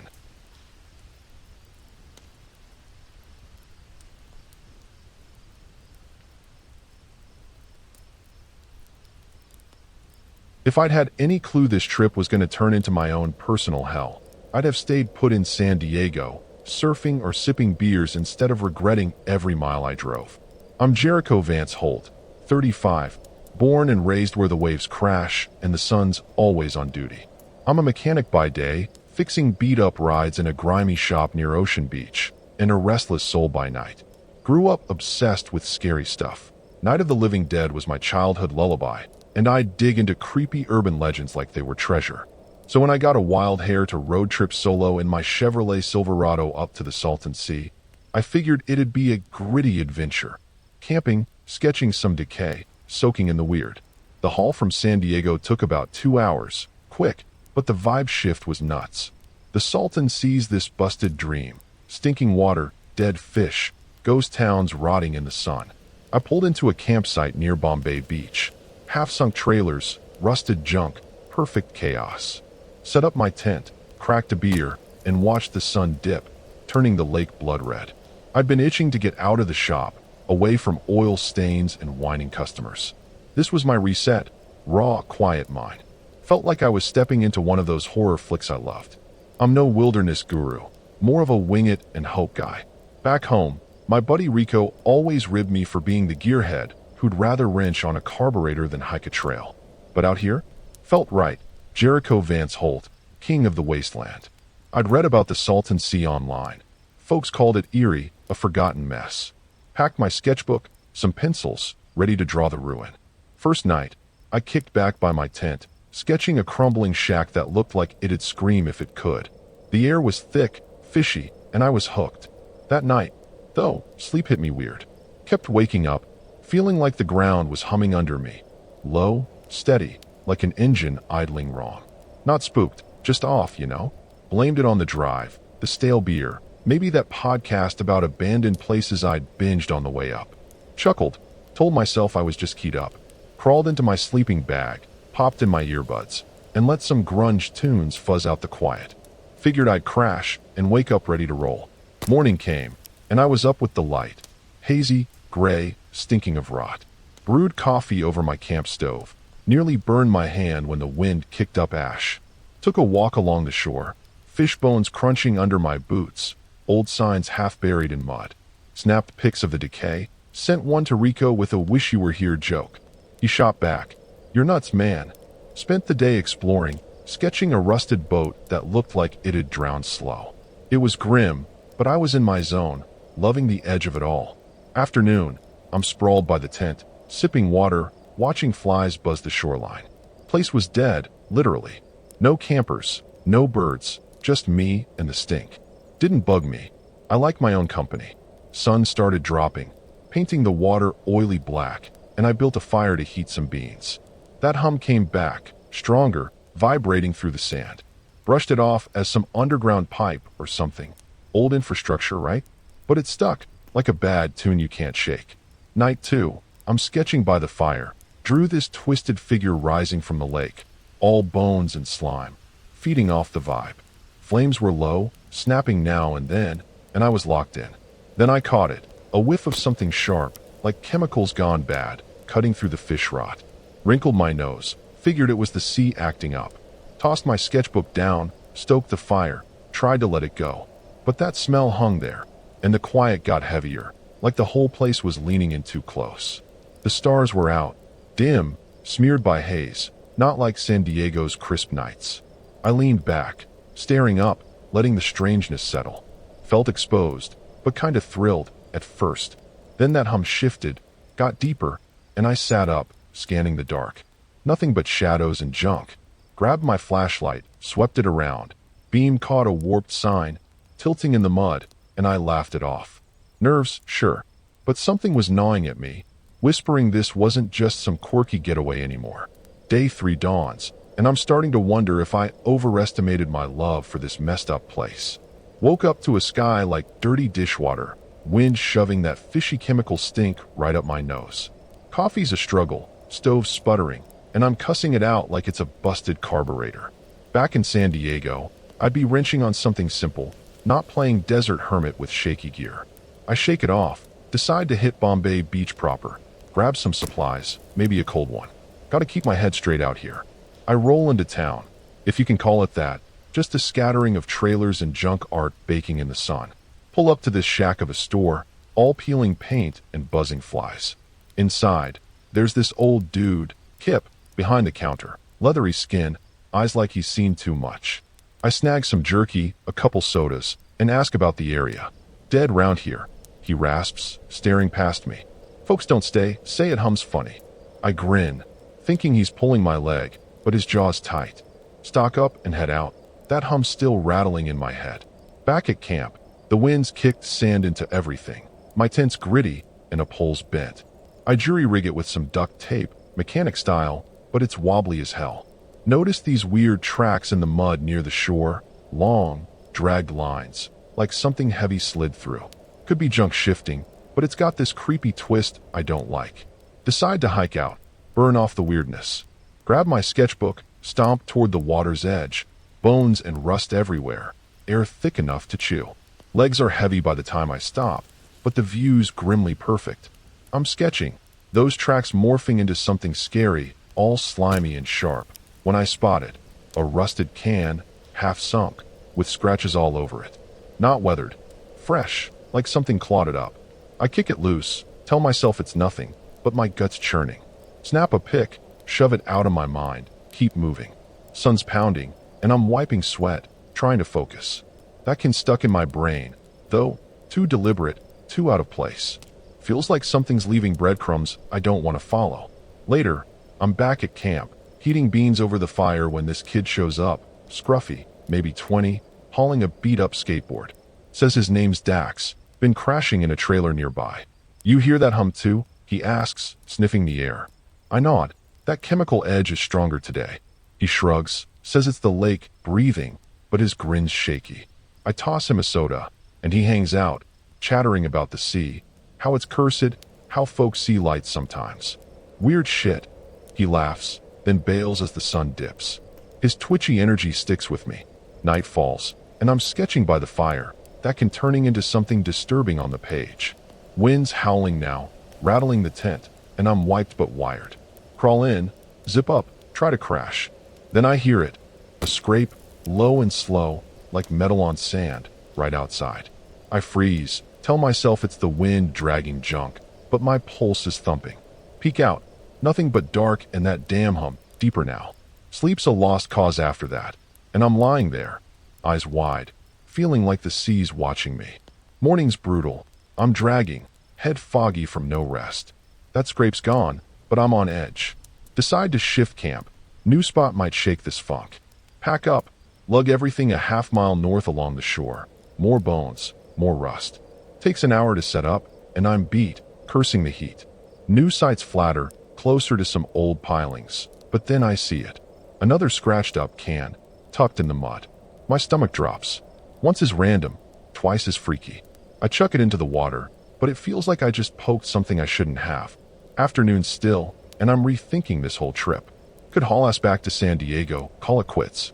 But I'm too bullheaded. Came here for a reason, and I'm not bailing yet. Build a fire, crack a soda, try to unwind. The lake's glassy, reflecting the haze, and for a moment, it's almost calm. Then I catch it, something flickering out past the pilings, quick and pale, like a flare that's not there. Not a boat, not a light. Wrong place, wrong time. I stare, and it's gone, but my skin's crawling. Whatever's out here, it's starting to feel alive. So, I'm sitting by the fire, staring out where that flicker vanished, and my brain's running circles trying to peg it. It's late. Moon's a sickly smear over the lake, and the air's gone thick, that chemical stink mixing with rot like a bad brew. I grab my flashlight, sweep it across the water, but it's just black and junk staring back. Back in San Diego, I'd blame too many beers for seeing things. Out here, it's turning scary, like the sea's got a pulse I can't shake. I toss a stick on the fire, try to chill, but my gut's knotted tight. Morning hits, and I'm up early, running on fumes. Didn't sleep worth a damn. Coffee's my lifeline, and I'm sipping it while I decide to check out that flicker spot. Gotta know if I'm cracking up. Takes me 20 minutes, trudging through mud and fish bones, till I hit the pilings, rotted with jutting out of the water like broken teeth. Nothing flickers, but there's more scratched cans. 3, scattered, all torn up. My stomach twists. This ain't natural. I snap pics, mutter, hell's this? And then I hear it. A low thud, close behind me. Spin around. Nothing but wind. My heart's hammering now. Back at camp, I'm shook but faking calm. Start sketching those cans. Turn him into something horror flick nasty. When this guy stumbles in from the shore. Burly, wild hair, hauling a duffel. Calls himself Tuck. You seein' stuff too? He asks, voice rough. I freeze, see what? He rambles about flickers, hums, says he's been camped south and hasn't slept right since. I offer him a soda, try to steady him, but he's wired, keeps glancing at the water. It don't like us here, he mumbles, then bolts, leaving me with a chill I can't shake. Now I'm freaked. Tuck's words are bouncing around, and those cans are yelling something's wrong. I pace, debating packing up and flooring it back to San Diego. But it's daylight, sun's up, and I'm not ready to tap out. Figure I'll hit Bombay Beach again, call Rico, need a voice to ground me. I'm kicking mud off my boots when I spot it. Gouges on a piling near my tent. Deep, ragged, like something big scraped it. Not wind, not wear, too fresh. My skin goes cold. This is getting too damn disturbing. Afternoon, I'm at that shack store, grabbing jerky and chugging a Coke. Kip's there, same dead stare, and I ask if he's heard anything weird lately. He snorts, always weird round here. Lights, noises, folks going quiet. I push, and he mutters, Lake's got a mind. A lady at the counter, gray hair, shaky hands, pipes up, says her brother fished here in '85, saw something tall move through the fog, never came back. I laugh it off, but it's sticking like grease. Driving back, my knuckles are white on the wheel. Night drops fast, and I'm back at camp, fire going, trying to bury that store talk. The quiet's crushing, no waves, no critters, just this heavy void. I'm sketching, those gouges now, turning M into claws, when that hum spikes, loud and low, shaking the ground. It's close, maybe 30 yards, and I grab my flashlight, swing it around.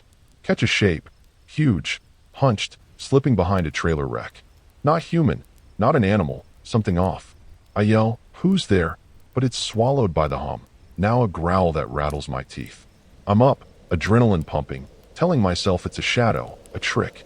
But then the fire flares, big, spitting sparks like it's pissed, and I stumble back, nearly falling into the tent. The hum's a roar, and I see him, flickers, not one but 4, dancing across the water. They're pale, jagged, like busted bulbs, and they're moving, closing in. My chest's tight, and I'm gasping, flashlight jittering. This ain't some tall tale, it's real, and it's here. I kick dirt on the fire, mind racing, but that stink's choking me, and those flickers are 20 yards out. I'm scrambling, kicking over my cooler, when I hear a crunch, loud, deliberate, right by the pilings. Spin around, and there's a pile of junk, cans, bones, twisted metal, stacked fresh, like it just landed. I didn't hear it drop. How? My head's spinning. Cults, creatures, some sick game, and I'm done playing tough. The hum's everywhere. Those flickers are 10 yards off, and I feel it. Something heavy, watching, waiting. Whatever's out here, it's not messing around anymore, and I'm way past my depth. So, I'm standing there, staring at that pile of junk and bones, and my brain screaming one word: run. Those flickers are closing in, 8 yards, maybe less, and that hum's pounding my skull like a jackhammer. The fire's out, just smoke and ash, and the dark's swallowing me whole. I grab my duffel, shove in my sketchbook and a water bottle, and bolt for the truck. San Diego's a long shot, but I'm not waiting to meet whatever's stacking souvenirs outside my tent. My boots slip in the mud, but I'm moving fast. I'm halfway to the driver's side when I slam into something.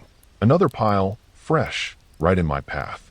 It's bigger, metal shards, fish skulls, and I go down hard, elbow cracking the ground.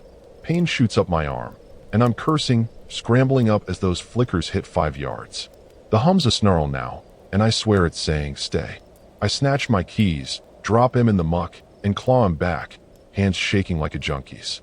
Dive into the truck, slam the door, lock it, like that'll stop anything, and jam the key in.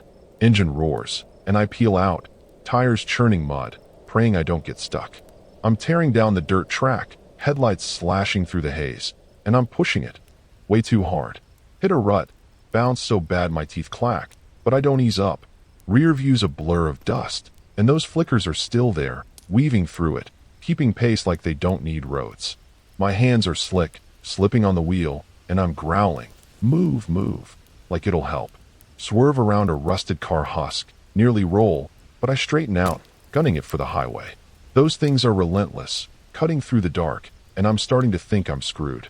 I'm a mile out when the radio kicks on, static, then a voice, slow and warped. You can't leave, it hisses. I didn't touch it. Hell, it's half busted anyway. Smash the off button, heart slamming, and keep driving. Tuck's wild rant, those gouges, Dax's twitchy laugh. It's all crashing into me, a horror reel I can't stop. Mud's flying, headlights dimming in the haze, and I'm begging for pavement. Then the flickers vanish, gone, and the hum cuts out. Silence slams in, and I laugh, ragged, thinking maybe I've shaken him. Yeah, right. I hit Highway 111, asphalt under me at last, and I'm flooring it toward Bombay Beach. Lights, people, anything sane. Then the engine stutters, coughs, lurches, and I'm losing power. No, damn it. I yell, pounding the dash. Coast to the shoulder, hazards blinking, and pop the hood. Smoke's billowing, radiators shot, coolant leaking like blood. I'm stranded, miles from nowhere, and that relief I felt, dead and buried. Phone's got no signal, figures, and I'm alone, panting, in the middle of this stinking wasteland. I'm leaning on the truck, catching my breath, when I hear it. A scrape, sharp, off in the scrub. Could be wind, a critter, something normal. But after this, no chance I'm buying it. I squint into the dark, no flashlight, left it at camp, and there they are. Those flickers, faint, creeping closer. My blood's ice. I slam the hood, grab my wrench, like that'll do jack, and start jogging down the highway. Legs burn, arm throbs, but I'm hauling ass, praying for headlights, a lifeline, anything. I'm maybe a half mile in when lights flare up ahead, a pickup rattling my way. I wave like a lunatic, and it slows. Old Ford, some grizzled woman at the wheel. Truck's toast. I gasp, and she nods, calm but sharp. Get in. I climb up, door banging shut, and she's pulling away when I glance back. Those flickers are at the road's edge now, hovering, staring. She says, grunts, "You look like you've seen the devil."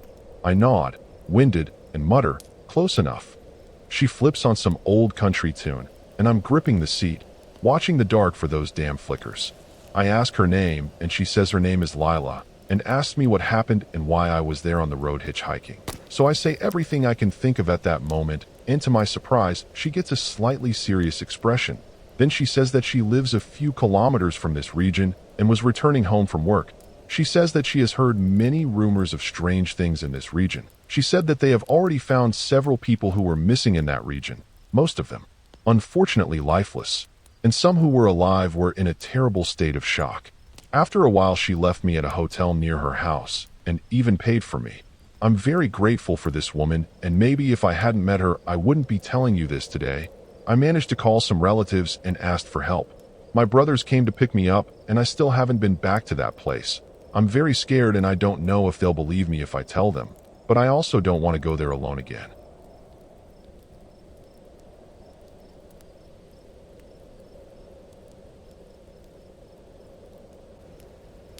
Man, I never should have left Boise for this. I mutter to myself, staring out at the endless stretch of sun-bleached scrubland in South California. My name's Tatum Juniper Wells, 29 years old, born and raised in Idaho's chilly, pine-covered hills. I'm a graphic designer by trade, freelancing mostly, with a knack for sketching creepy stuff. Ironic, huh? I've got this mop of dark hair I keep shoving out of my eyes and a habit of chewing my nails when I'm stressed. This trip was supposed to be my big reset, a chance to shake off a brutal breakup and some freelance burnout. I loaded up my Honda CR-V with camping gear, a sketch pad, and way too many energy drinks, then pointed myself south toward the promise of warm nights and desert stars. South Cali seemed like the perfect spot to clear my head. Joshua Tree, Anza Borrego, all those wild, lonely places calling my name. I'd been cooped up in my Boise apartment for months, hunched over my laptop, churning out logos for clients who couldn't decide what they wanted. My ex, Riley, had left me with a half-empty place and a gnawing ache I couldn't shake. So, I figured, why not hit the road? Camping's always been my thing. Something about the smell of pine and dirt settles me down. South California's got a different flavor, though. Dry heat, Joshua trees spiking up like twisted hands, and this weird, quiet vibe that's equal parts peaceful and eerie. I'd heard about the Salton Sea, too. An abandoned mess of a lake that's half horror show, half ghost town. Sounded like a cool detour, something to sketch for my portfolio. The drive down was smooth enough, just me and my playlist blaring through the speakers. I'm a sucker for old rock, Zeppelin, Sabbath, that kind of stuff. And it kept me company as the landscape shifted from mountains to flat, dusty nowhere. I stopped in some podunk gas station outside San Bernardino, grabbed a bag of jerky and a soda, and chatted up the clerk. Guy had a lazy eye and a grin that didn't quite reach it, told me to watch out for the weirdos down here. I laughed it off. Every place has its oddballs, right? Figured he was just messing with the out-of-towner. Should have paid more attention, maybe. By the time I hit South California proper, the sun was dipping low, painting the sky this bloody orange that made the whole desert glow. I picked a spot near Bombay Beach, close enough to the Salton Sea to feel its creepy pull, but far enough to camp without choking on that rotten egg stench people warned me about. I pitched my tent on a patch of cracked earth, the kind that looks like it hasn't seen rain in a decade. It's just me out here, no neighbors, no cell signal worth a damn, just the hum of bugs and that big, empty sky. I'm not gonna lie, it felt good at first, like I'd finally ditched all the baggage. Night crept in fast, though, and the quiet got heavier. I built a little fire, more for light than warmth, and cracked open one of those energy drinks. Monster, the green kind, because I'm a creature of habit. Sat there sketching the weird, skeletal shapes of the Joshua trees, letting my mind wander. I'm not some outdoors pro, but I know my way around a campsite. Still, something about this place felt off, like the air was holding its breath. Maybe it was the stories I'd heard, abandoned trailers, dead fish piling up on the shore, folks disappearing out here. Urban legends, I told myself. Just spooky campfire fodder. I didn't sleep much that first night. Kept waking up, thinking I saw lights flickering out past the tent, probably just my eyes playing tricks. I've got this overactive imagination, always have. Used to scare myself silly as a kid, drawing monsters in the margins of my notebooks. Figured it was that same dumb brain kicking into gear now. South California's got a reputation, sure, but I wasn't about to let it get to me. I rolled over, zipped my sleeping bag tighter, and told myself it was all in my head. Should have known better. Things were about to get real disturbing. The next morning, I woke up to a sky so clear it hurt to look at. Made some coffee over the fire, black as tar, just how I like it. I'm not one of those fancy pour-over types. Give me a dented pot, and some instant grounds, and I'm set. Took a walk down to the Salton Sea, sketchpad in hand, ready to capture that wrecked, end-of-the-world vibe. The shore was littered with fish bones, crunching under my boots like some messed-up carpet. Smelled like death warmed over, but I couldn't look away.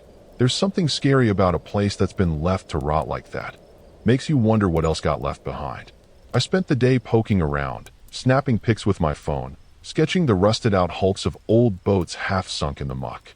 Felt like I'd stumbled into a horror movie set, but I was loving it. Gritty, raw, perfect for my art. By afternoon, I was back at camp, frying up some bacon on a skillet, feeling pretty damn proud of myself for roughing it.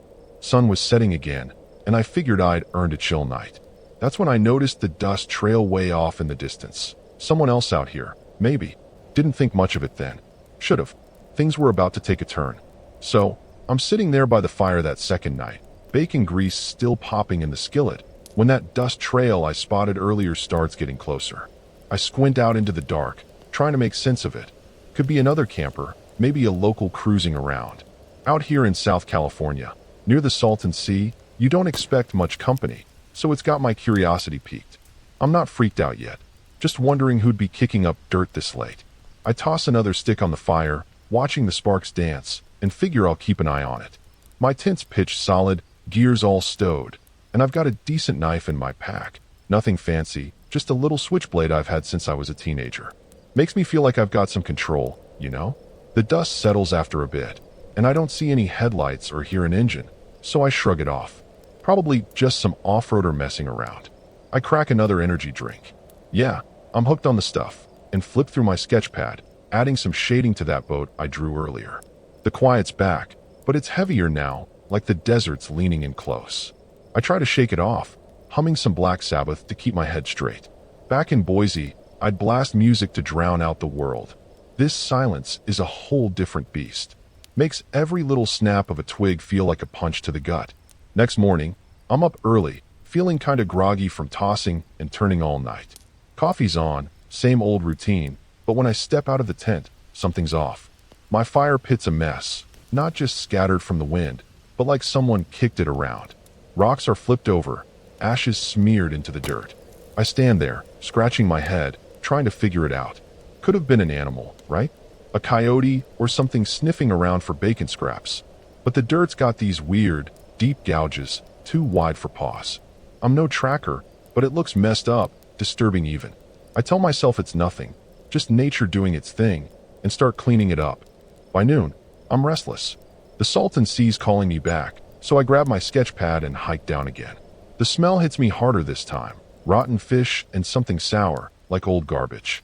I'm sketching this busted pier, all splintered wood and rusted nails, when I notice a guy watching me from way down the shore. He's just standing there, too far to make out his face, hands in his pockets like he's got nowhere to be. I wave, figuring it's the polite thing, but he doesn't move. Just stares. Gives me the creeps, but I brush it off. People are weird sometimes, especially out in a place like this. I pack up quick and head back to camp, glancing over my shoulder more than I'd like to admit. Back at my spot, I'm frying some eggs when I hear this low hum, like a generator, maybe, but it's coming from everywhere and nowhere at once. I freeze, spatula in hand, trying to pin it down. It's not loud, just steady, and it's got this scary edge to it, like a warning I can't quite hear right. I walk a little ways out, peering into the scrub, but there's nothing. No lights, no machines, just that hum vibing through the ground. I'm starting to think South California's playing tricks on me.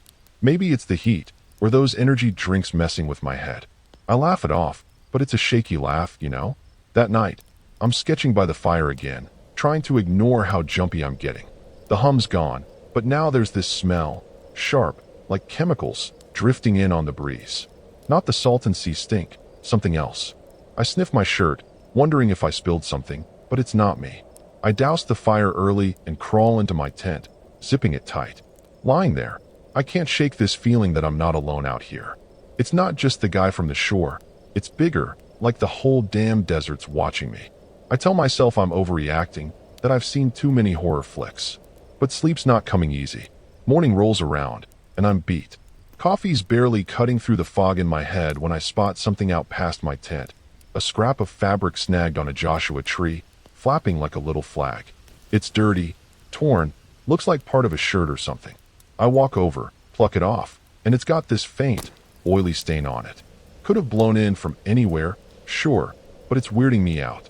I stuff it in my pocket, deciding I'll poke around later. Maybe head toward Bombay Beach, see if anyone's around to ask. I'm not loving how this trip's turning, but I'm not ready to pack it in yet. Big mistake, looking back. The day drags on, and I'm second-guessing everything. Should I stay put? Move camp? That hums back, fainter now, but it's nagging at me. I'm chewing my nails raw, staring out at the horizon, when I see it again. Another dust trail, closer this time. My gut's telling me to get a grip, but my head's spinning with what-ifs. I've got no signal to call anyone. No one knows I'm out here except that gas station clerk back in San Bernardino. I'm starting to think this reset was a dumb idea, but I'm in it now, aren't I? So, I'm standing there, staring at that dust trail kicking up in the distance, and it's not going away this time. It's late afternoon now, sun's dipping low, turning the South California desert into this freaky golden haze. I'm chewing my nails down to nothing, trying to decide if I should just ignore it or do something.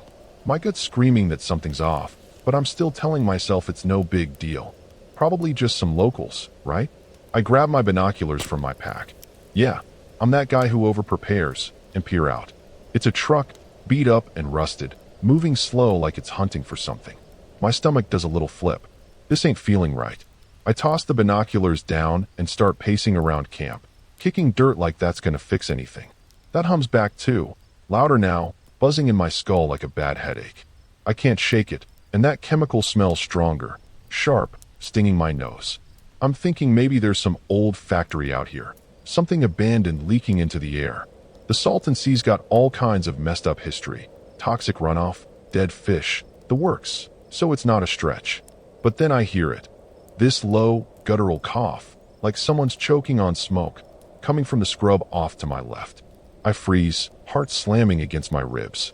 Hello, I call out, voice cracking like a damn teenager. Nothing answers, but the coughing stops. That's when I know this is getting scary. I hightail it back to my tent, pretending I'm not freaked out, and start rummaging through my stuff. Knife's still there, tucked in my pack, so I slip it into my pocket, just in case. The truck's closer now. I can hear its engine rattling, this deep growl that cuts through the hum. I peek out the tent flap, and it's parked maybe a quarter-mile off, just sitting there. Two guys climb out, big dudes, wearing stained jackets and caps pulled low. They're not moving toward me, just standing by the truck, heads tilted like they're listening for something. I'm crouched there, barely breathing, telling myself they're probably just hunters or scrappers. But the way they're acting? It's disturbing as hell. Night falls fast, and I'm not lighting a fire, not tonight. I'm huddled in my sleeping bag, knife in hand, listening to every damn sound outside. The hum's constant now, vibrating through the ground, and that chemical stinks so thick I can taste it. Bitter, like bleach gone bad. Then I hear it again. That cough, closer this time, maybe 50 yards out. I sit up, clutching the knife so tight my knuckles ache. Who's there? I whisper, like that's gonna do anything. No answer, but something moves, quick, heavy, crunching through the dirt. My brain's screaming horror movie vibes, but this ain't a screen. This is real, and I'm in deep. I don't sleep. Can't. Around midnight, I hear the truck engine fire up again, and I risk a look outside. It's moving, circling my camp slow, headlights off. My mouth's dry as the desert floor, and I'm kicking myself for ever leaving Boise. Those guys, or whatever's out there, aren't acting normal. I'm thinking about every creepy story I've heard. Cults out in the sticks, meth labs gone wrong, folks disappearing near the Salton Sea. Hell, I saw a documentary once about some guy in Nevada who got nabbed by weirdos in the desert. Felt like a stretch then, but now? It's hitting way too close to home. By dawn, the truck's gone, but I'm a wreck. I stumble out, bleary-eyed, and that's when I see it. A pile of bones stacked neat as you please, right where my fire pit used to be. Not fish bones. Bigger, cracked, with bits of dried meat still clinging to them. My stomach lurches, and I gag, dropping to my knees. This ain't no coyote's work. It's deliberate, messed up, like a message. I grab my sketch pad, hands shaking, and start drawing it. Just to process, you know? But the lines come out jagged, frantic. Something's seriously wrong here, and I'm way past pretending it's not. I'm pacing again, trying to figure my next move, when I spot that fabric scrap I found yesterday still in my pocket. It's got that same chemical reek now, and the stain's darker, almost black. I drop it like it's burning me and stumble back. That cough echoes again, closer, wetter, like it's right behind my tent. I whip around, knife out, but there's nothing, just empty desert stretching out forever. My heart's pounding so loud I can't think straight. I'm starting to get it. Whatever's out here, it's not just passing through. It's zeroing in on me. Mid-morning. I'm packing up, hands fumbling with the tent stakes, when the truck rolls back into view. It stops dead, same spot as last night, and those two guys are out again. But now there's a third figure, taller, hunched, moving weird, like its joints don't bend right. They're not talking, just watching, and I swear I see one of them grin, a wide, toothy thing that makes my skin crawl. The hum's deafening now, rattling my teeth, and that cough's everywhere, bouncing off the Joshua trees. I'm done playing tough. This is terror, pure and simple, and I'm smack in the middle of it. So, I'm standing there, tent half-packed, staring at those three freaks by the truck, and my brain screaming one thing: run. The tall, hunched one's still moving all wrong, like a puppet with half its strings cut, and that grin on the other guy's face. It's burned into my head, pure horror. The hum's so loud now it's shaking the ground, and that cough. God, it's everywhere, wet and raspy, like it's circling me. I don't know what these things are, people, maybe, or something worse, but I'm not sticking around to find out.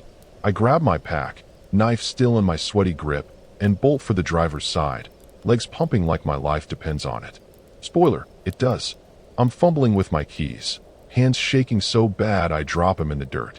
I curse, loud and messy, scrabbling to pick them up as that truck engine revs behind me. Glancing back, I see them moving, slow at first, then faster, fanning out like they're hurting me. The hunched one's loping now, arms swinging too long for its body, and my stomach flips. This ain't human, no way. I yank the door open, dive in, and jam the key in the ignition. The engine sputters. Come on, don't do this to me now, and finally roars to life. I slam it into gear, tires spinning in the cracked earth, and peel out, kicking up a cloud of dust so thick I can barely see.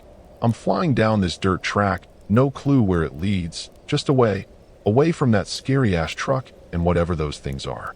The rear view's a blur, but I catch glimpses. They're following, not fast but steady, like they know I can't run forever.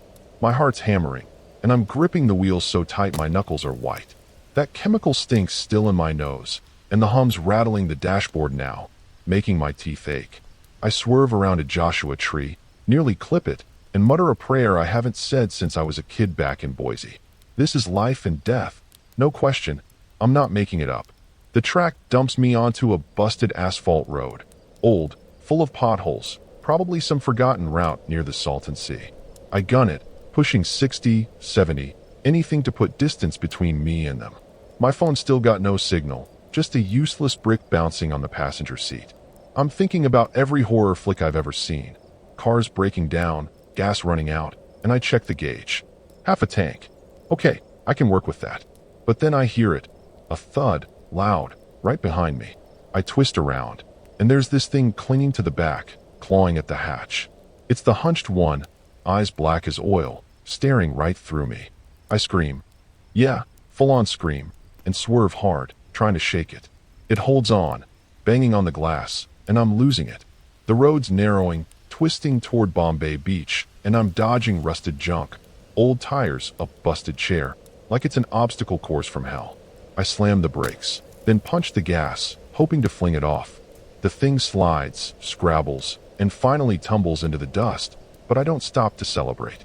The truck's still back there, headlights flickering on now, cutting through the dusk.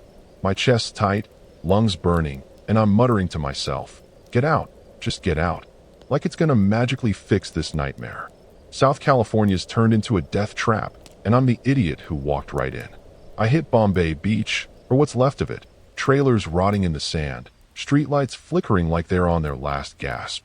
I weave through, praying for a main road, something with people, but it's a ghost town. That cough's echoing again, closer, and I spot shapes moving in the shadows. More of maybe, or my mind's just cracking. I fishtail onto a wider stretch, tires screeching, and see a sign. Highway 111, 5 miles. Oh, maybe. But then the truck roars up beside me, so close I can see the driver's face, pale, hollow, grinning like a skull. He swerves, metal screeching as it grazes my side, and I jerk the wheel, barely staying on the road. I'm in survival mode now, pure adrenaline.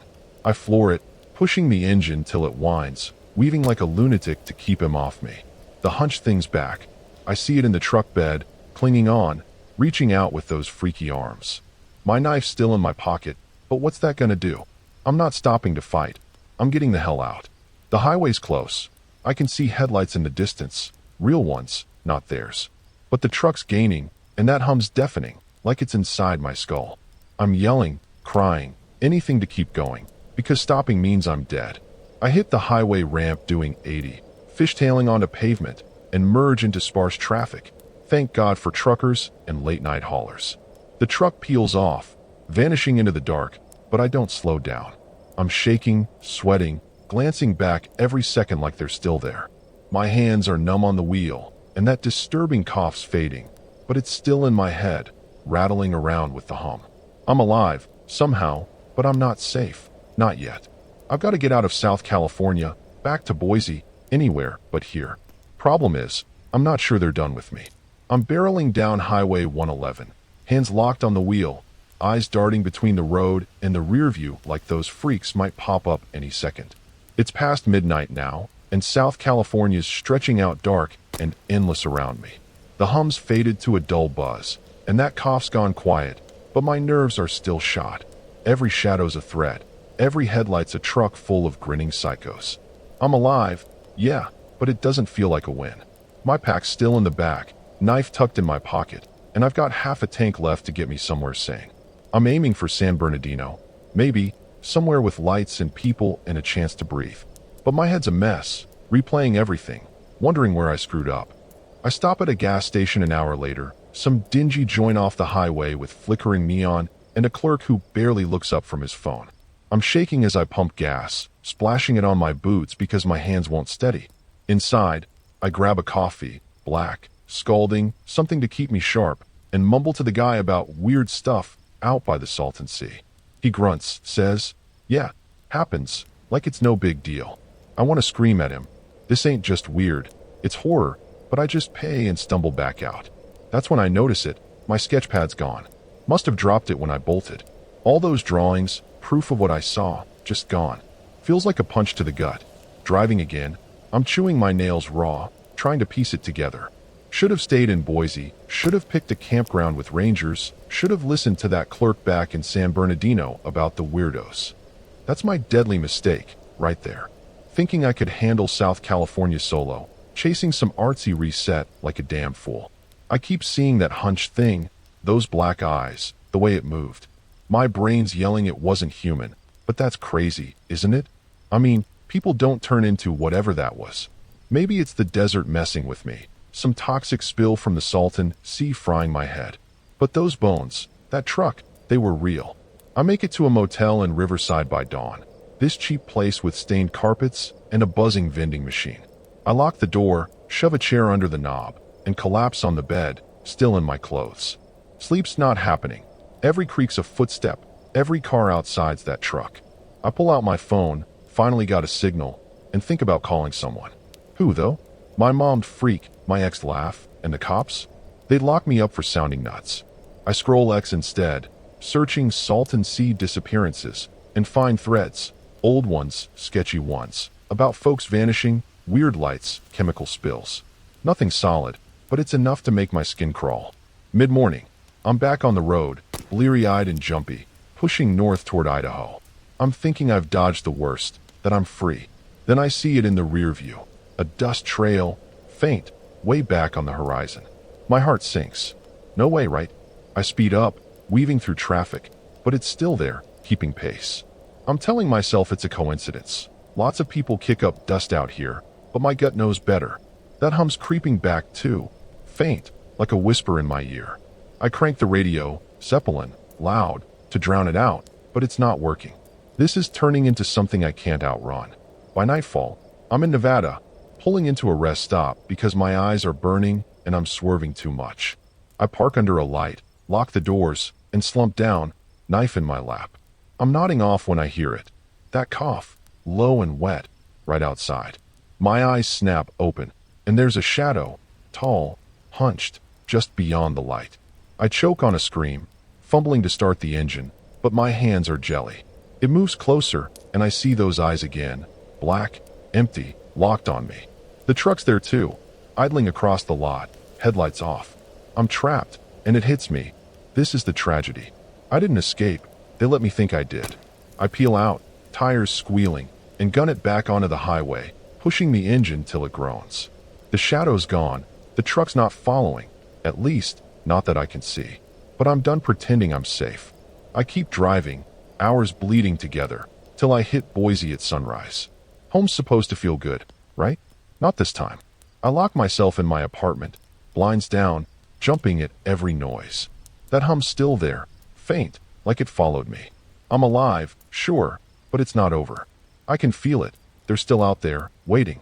Days later, I'm a wreck, barely eating, sketching those bones from memory till my hands cramp. I mail a letter to a friend, vague, just saying I hit trouble in South California and might disappear. Dramatic, maybe, but it's all I've got. Night comes, and I hear that cough again, faint through the walls. I grab my knife, sit by the door, and wait. Maybe I'm losing it. Maybe it's real.